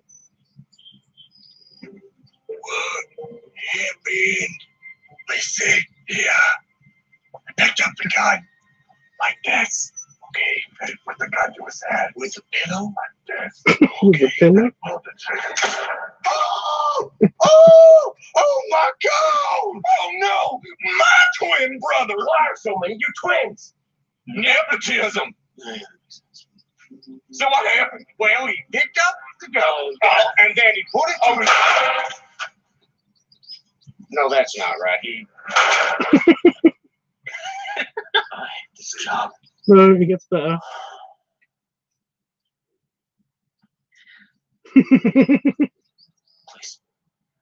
Please ask him.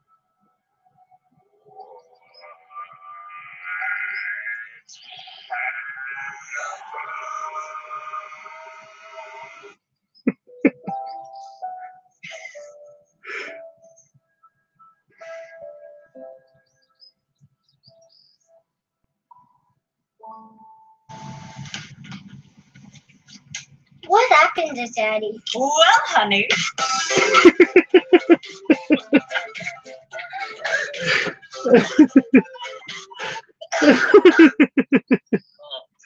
See, this is why I didn't want to spoil it really, but the only way I could do it was basically to just like the whole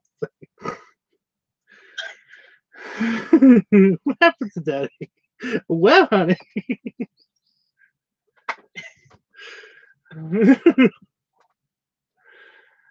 Oh, so good.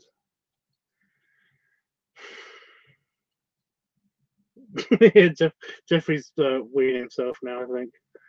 Well, he wrote wow, and then 2 sets of ha-has, and then an LOL, so. Wow, I think you enjoyed that. Yeah, that's a definitive, like, I enjoyed that kind of thing.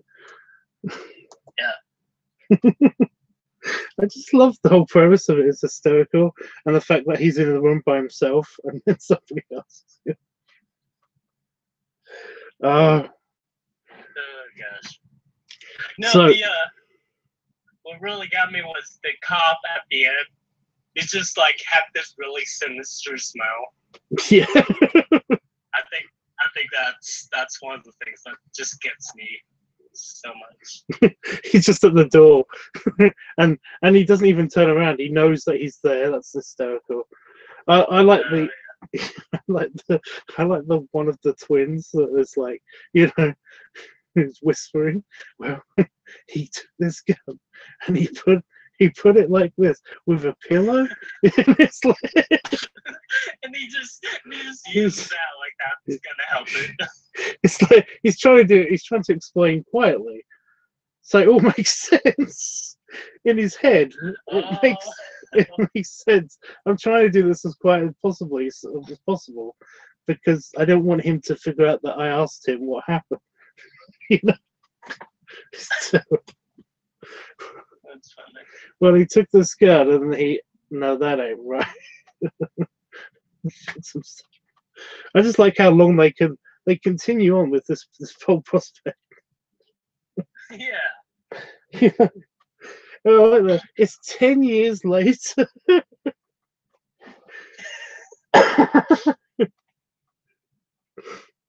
What happened, Daddy? Yeah. Well, son. So, well, honey, with the gun right Well, honey. there. So No, what's really funny is that she just has a gun on hand. well, I on think the that birch house. I think that like due to the weird nature of this disease that's happening, is that basically it's a magical disease.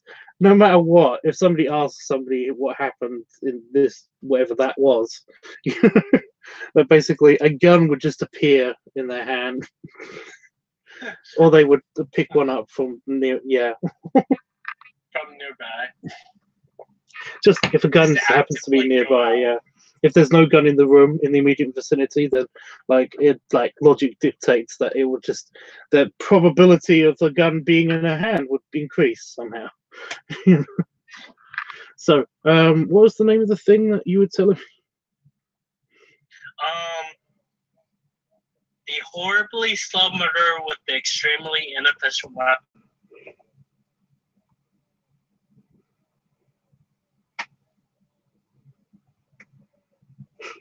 I'm waiting for it to come up on. Oh no, that is. I got to the entire word horribly, and then it was just at the top of the results. Yeah, that's how popular it is. 8 years ago. Okay.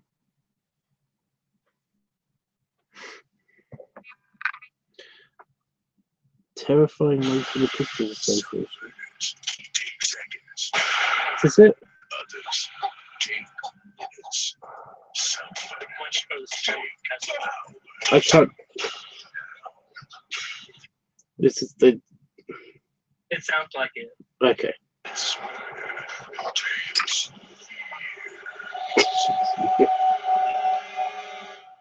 It began as a nuisance. Ow, what the? It became a menace. Get out of my house! What the fuck is wrong with you? Okay, it's getting funnier. Pathologist Jack Shine is running for his life. Lunatic has been attacking me all night. He's just broken into my house. I have the squad car here right now. It's literally. He's got a spoon, but it hurts like hell. And oh, hello? Hello? If you'd like to make a call, please hang up and try again.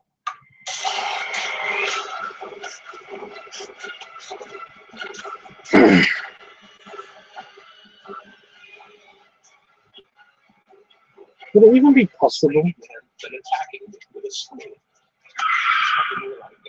Everywhere.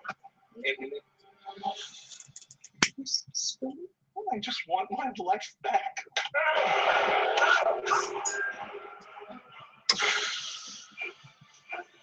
You need professional help, Jack. Get the hell out of here! I'm sorry, Jack. There's just no way to determine that these wounds aren't self-inflicted. Not self-inflicted. You need to ask this, Jack.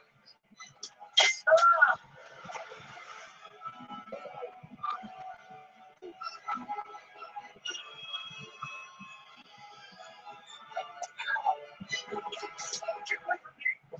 Get away from me!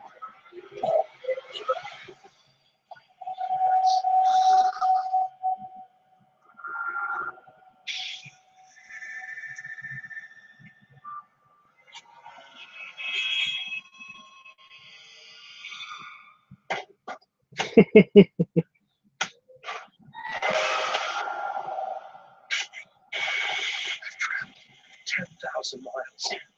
I'll pay any price. Just tell me what this means. Come on.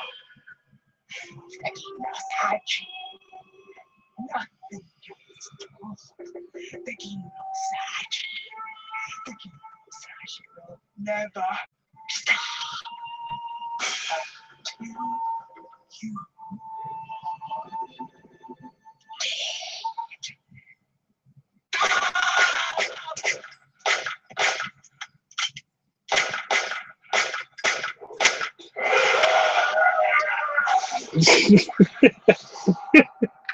He grabbed his hand and then he was screwed.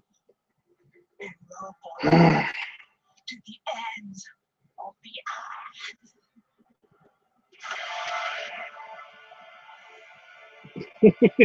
I love that it's getting more epic. It's great. It's on for 5 more minutes. Yes, he's going to the end of the earth.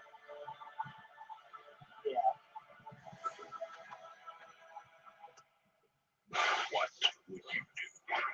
I kind of want to see the ending of it now. That's the thing. Yeah. Stop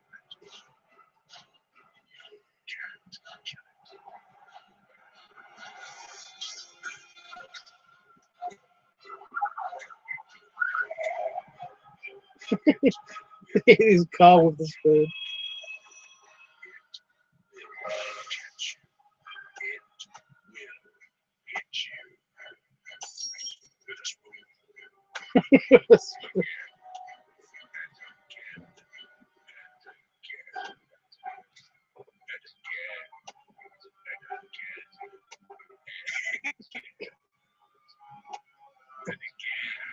It's just doing it everywhere. Like,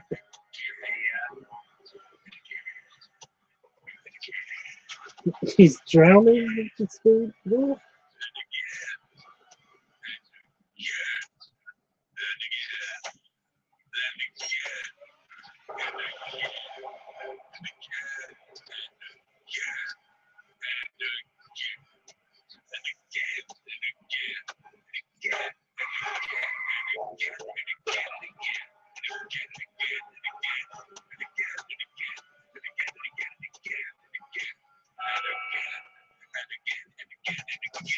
I was going to say it's becoming silly, but it basically isn't silly.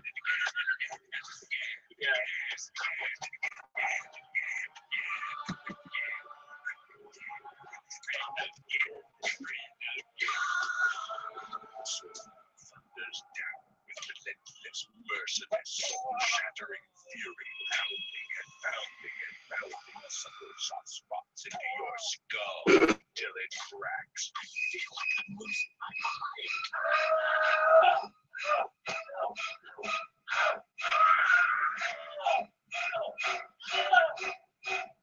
It's kind of cute with a beard.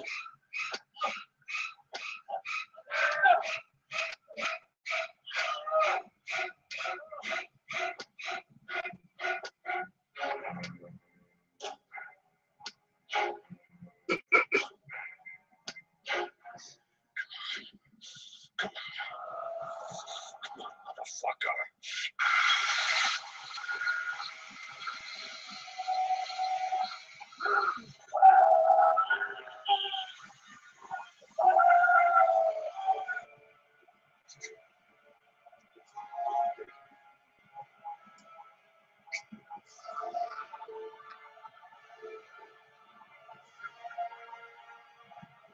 Good time.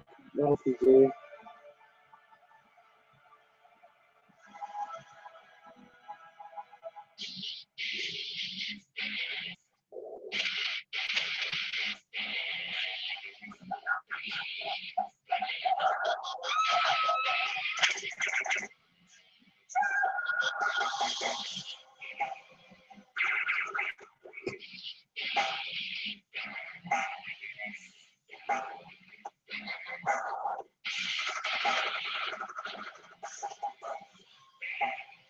Okay.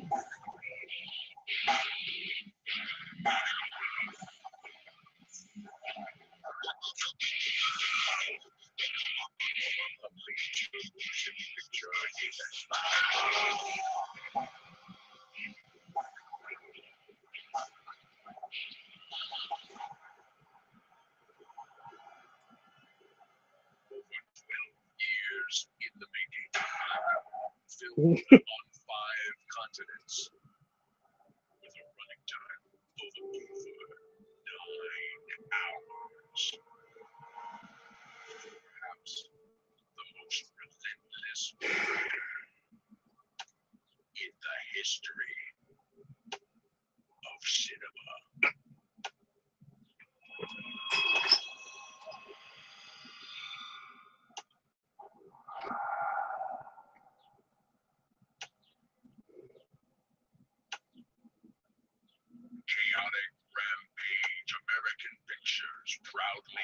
crap. So, why did you see that? Even though they wrote it in like bold letters and everything.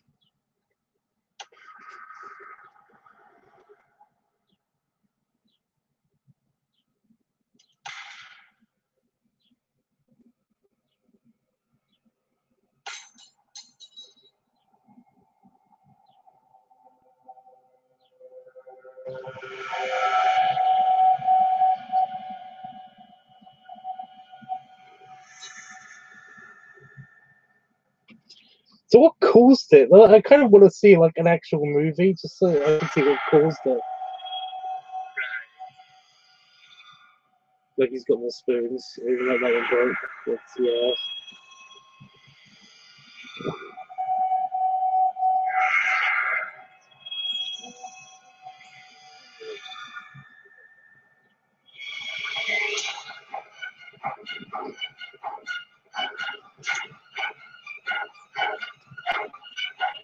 Okay.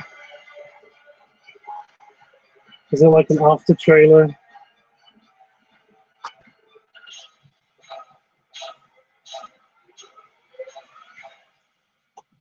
Yeah, this. Yeah. Can you endure 20,000 spoonfuls of terror coming slowly to a theater near you? See, it's funny, but I bet somebody's actually made some bullshit like this. Yeah. this movie actually exists somewhere. Probably.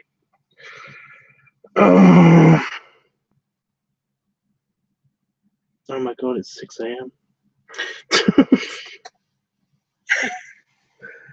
That was...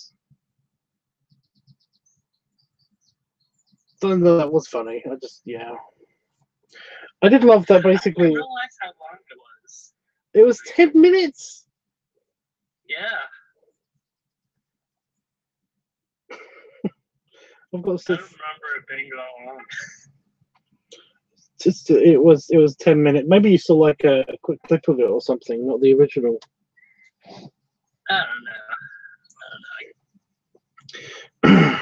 Well, there was something like the original Rickrolling video or something that basically somebody had showed me as an attempt to Rickroll me, but it was just like I'm just gonna try to find the original one, and they actually was they sent me they said that they only seen like this few seconds of a song. It wasn't the Rickrolling one. I'm just saying it was like that, but I found the entire song and I was like, it's quite a nice bit of music. So it just failed miserably. The Rickrolling thing. Yeah, just the spoon thing. It's just hysterical.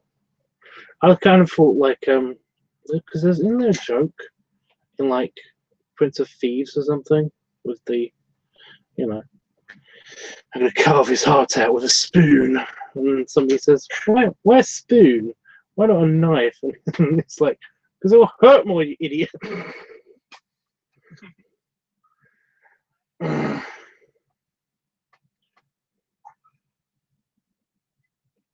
People still, I still think I'm still gonna have to. That's not so true, but our objects hurt more.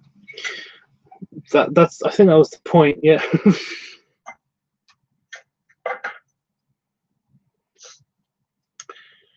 Oh.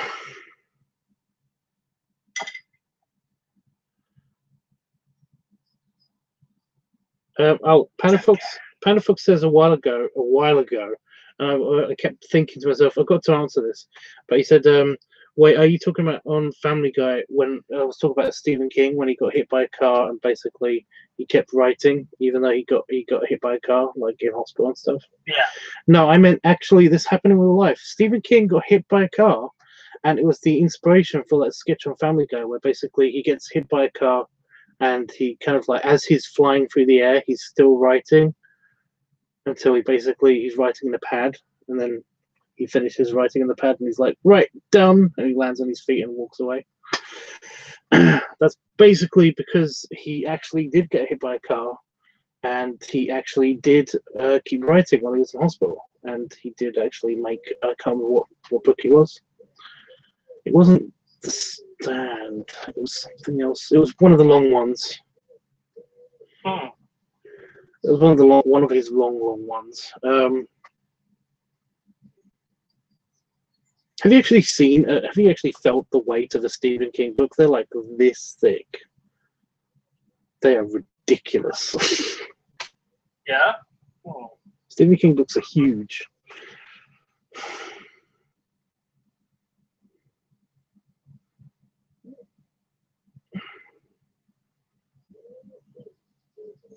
Oh yeah, I was thinking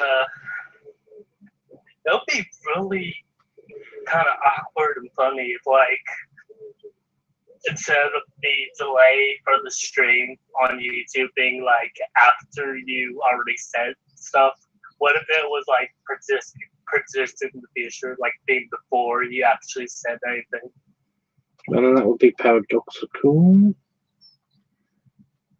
because that would actually be weird. It would. Okay then. I don't know why that occurred to me, but it did. I'm just like, that would be so super weird. Well, it's just like saying something completely random. You know, like what if ketchup actually tasted like mayonnaise, but it still looked like ketchup? So that would be strange. Yes. I have strange thoughts sometimes. I don't know why. Like, I actually had a strange thought like a while back relating to what you just said about like ketchup, but it wasn't about like ketchup tasting like something else. It was about like where it would come out from, basically.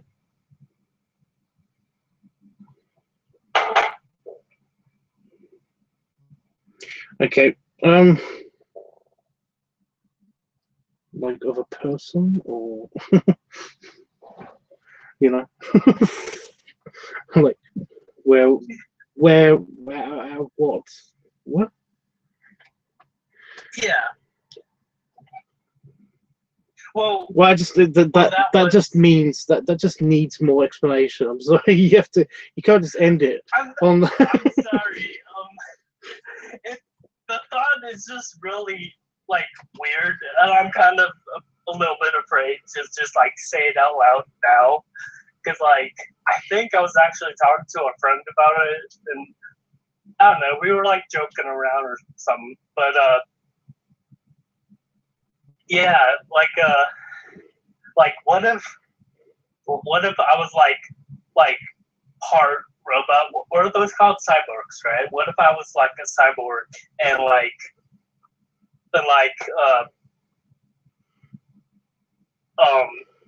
my penis was actually like a dispenser. Like you could actually dispense like condiments out of my penis. Right. And like whenever you're going at it, like instead of like spraying cum, you just like shoot out condiments. Then you check condiments. Right. I mean, it's just, I don't know. What do you mean, like? What, I just don't understand. Like, what are you trying to gauge the person's reaction to it?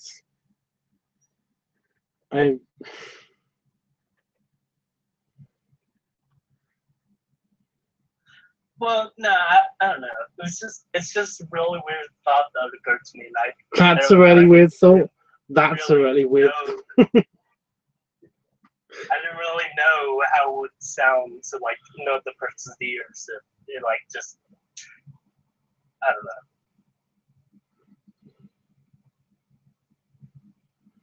Well, no, everyone gets random thoughts. It's the way of your brain just like playing with itself.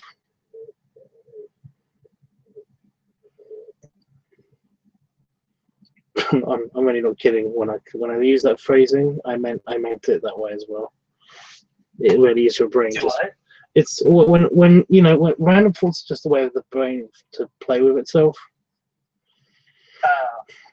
You know, and you can take the phrase "playing with itself" however way you want, because that's basically what's happening when you think about random shit like that.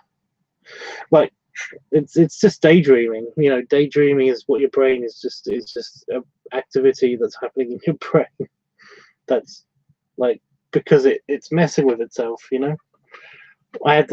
My random thought the other day was basically like, what if all of the gold in the world was switched with silver, and all the silver in the world was switched with gold, you know?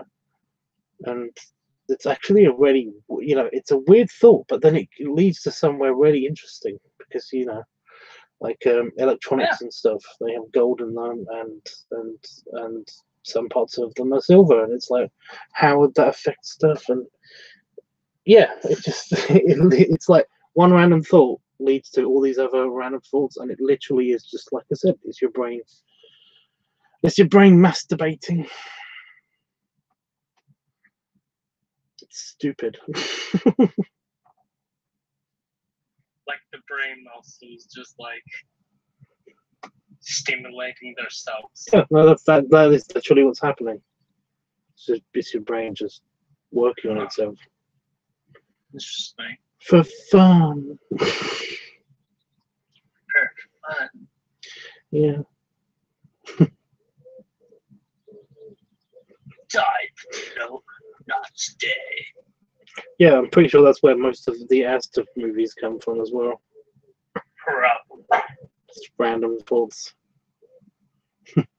Yes, I am human. Let's go skateboards. Are you a cow pretending to be a human? No. What about you? What about you? No, I am human. Just the way you pronounce is human. Human. No, one of which ones got me was like the two ducks. Like one of them was just like black. Oh my gosh, I was just about to say that. Oh my gosh, we're totally in sync. We're so in sync, yeah. We are so in sync. Oh, look, a puppy. Oh, no, wait, he's got a knife. What? No, I didn't. that was great. What? Hello. Do it. Yeah. Hello, Mind Turtle. Hello. I love Mind You Turtle. can't skateboard here. You can't tell me what to do. No. Yes, Mind Turtle. That's a more visual joke, though, really. Yeah. Kind of. I'm trying to think of another really good one. Not just the visuals. Doctor, I think I might be homosexual. How can you tell? Yeah, right. They just shoots out windows. I want to be a pie. Billy, no. There's a piece of pie in the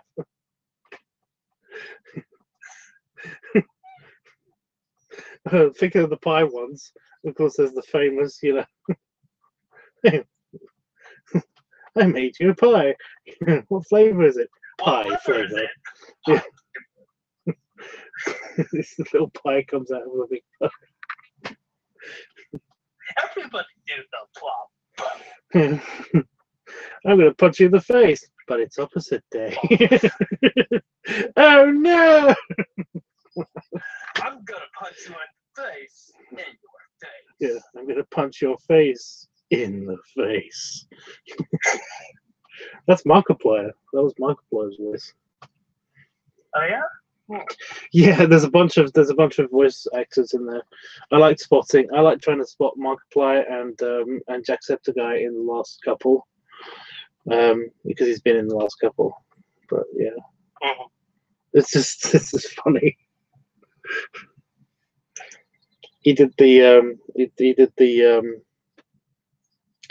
the giant flying sheep one. Yeah, my God, giant flying sheep. Those are clouds. I still love that one. Yeah. One's good, isn't it? I'm gonna do an internet. Panda Fox apparently fell asleep. Yeah, I saw that. I wanted to explain to him everything he missed, but I didn't want to do that because that would take a long time. I wasn't just ignoring him and pretending like he never said anything. I was going to acknowledge it at some point, honest. But to be completely fair, you know, he could always come on Discord and stuff. But I am obviously going to go soon because it's like it's going to be like I could do this for ages until but I need to pee, to be honest. That's the main reason.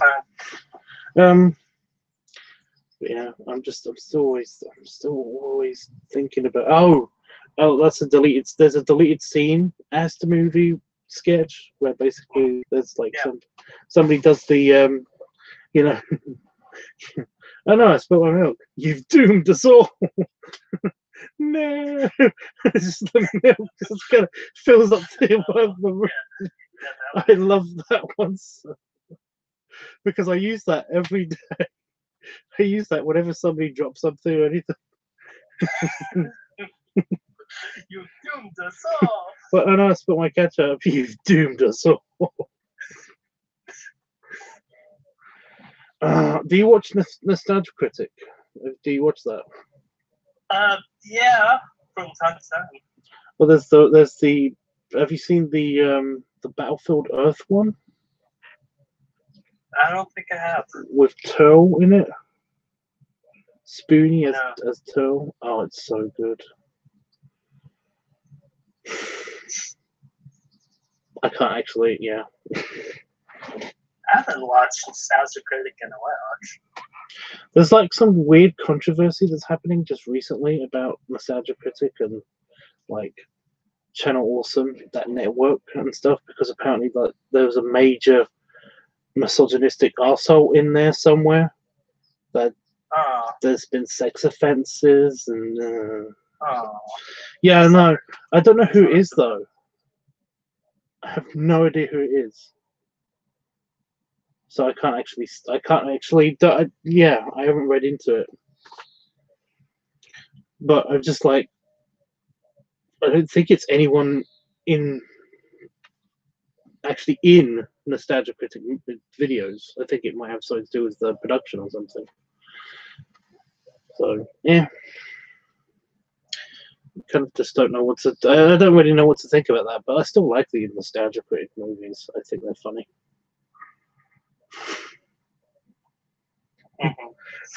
I still love the opening call for the Rogue One thing. It's like, that's more like it. It just kind of stopped halfway. It's like, hey, what gives? It's like, oh, I'm sorry, we're just trying to make letters float through space.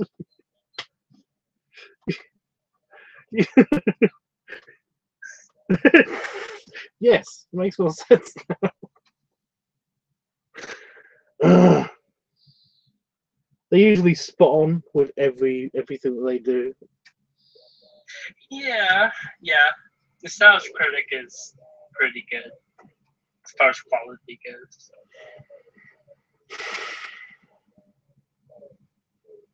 Seriously, I can't believe you haven't seen the Battlefield Earth one. It's like my favorite one. It's because have you seen Battlefield Earth? Do you know of that movie?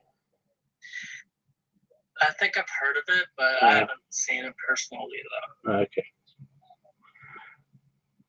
So John Travolta is a giant space alien kind of guy. That in itself is hysterical, but why? It's the way he acts is just brilliant. Okay. Yeah.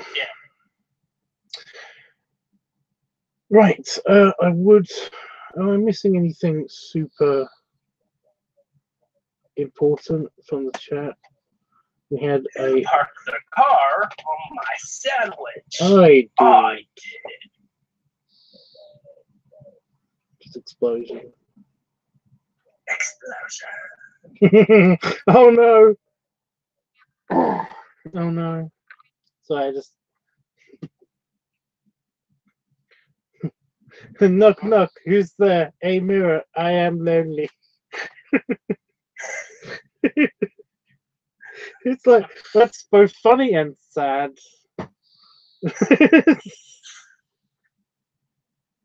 Oh, they got the annoying orange guy to do the hey Apple, Apple, hey. And it's just that it pans out and it's just a kid just yelling at an apple. And the parents at the door and it's like, well, we failed. Look away, dear. He gets a shotgun now.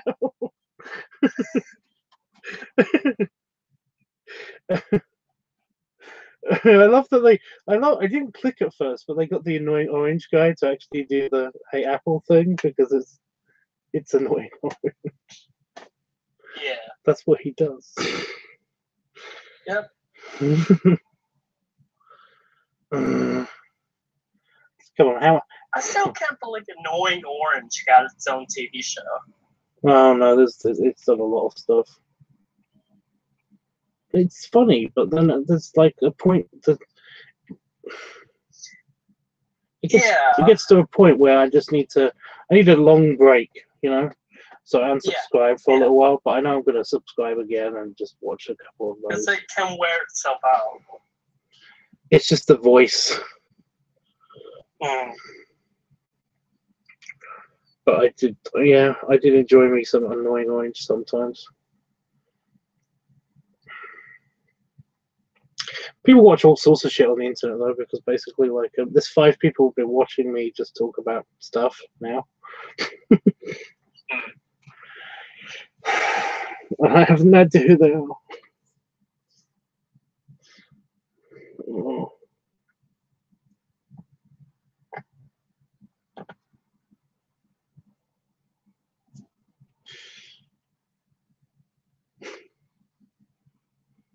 They said I'd never. Well, I mean, you know, watch cool people on YouTube because they're cool. I thought you said hello just now. I was like, who's he talking to? Is somebody else in the Discord? No. Yeah. I don't know. Just I watch random stuff on YouTube.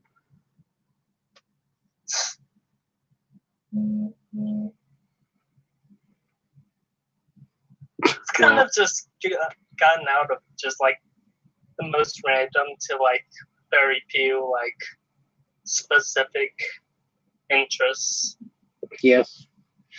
Well, I know all about that.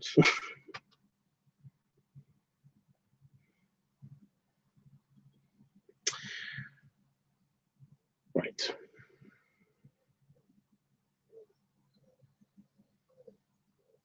Oh right, yeah, I need to pee. I must be really tired because I keep forgetting I need to pee. Right. So I am gonna make loud noises. I'm gonna go after I check my mail and do all the regular stuff. I might have breakfast actually, and then maybe come just back on here. It depends how sleepy I feel. Anyway, guys, everybody on YouTube, buddy grubs and buddy salute, and I'll see you guys in a few hours' time. If not, well, in a very few hours' time. This is what a few means. Good hanging out. It's been good hanging out with you too, huge. Also I have to go pee. Otherwise I literally would stay here like for ages. You're fine. Yeah. Okay. I have to get ready for work. So Wow. It's been that long. yeah. Wow, Jeffrey's still here. Thanks, Jeff. And he says bye, Tubbs. Thanks, Jeff. Yeah, thank you everybody that was on the in the live chat on YouTube, and thank you for Chris. You did not ruin anything. You are completely fine, honestly. Calm down. How to get on when Chris is on? Well, Chris was having a pipe tutoring session, but you saw that, didn't you? I think. I can't remember when you were on here. You know, on in the chat. I don't know. If it was earlier this stream, probably not.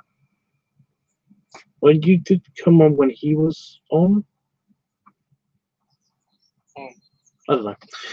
Anyway. Oh, Jeffy says bye, Howard. But you're watching, yeah. Bye, Jeff. Hugs. Later, guys. Yeah. Words working sometimes, not kind of.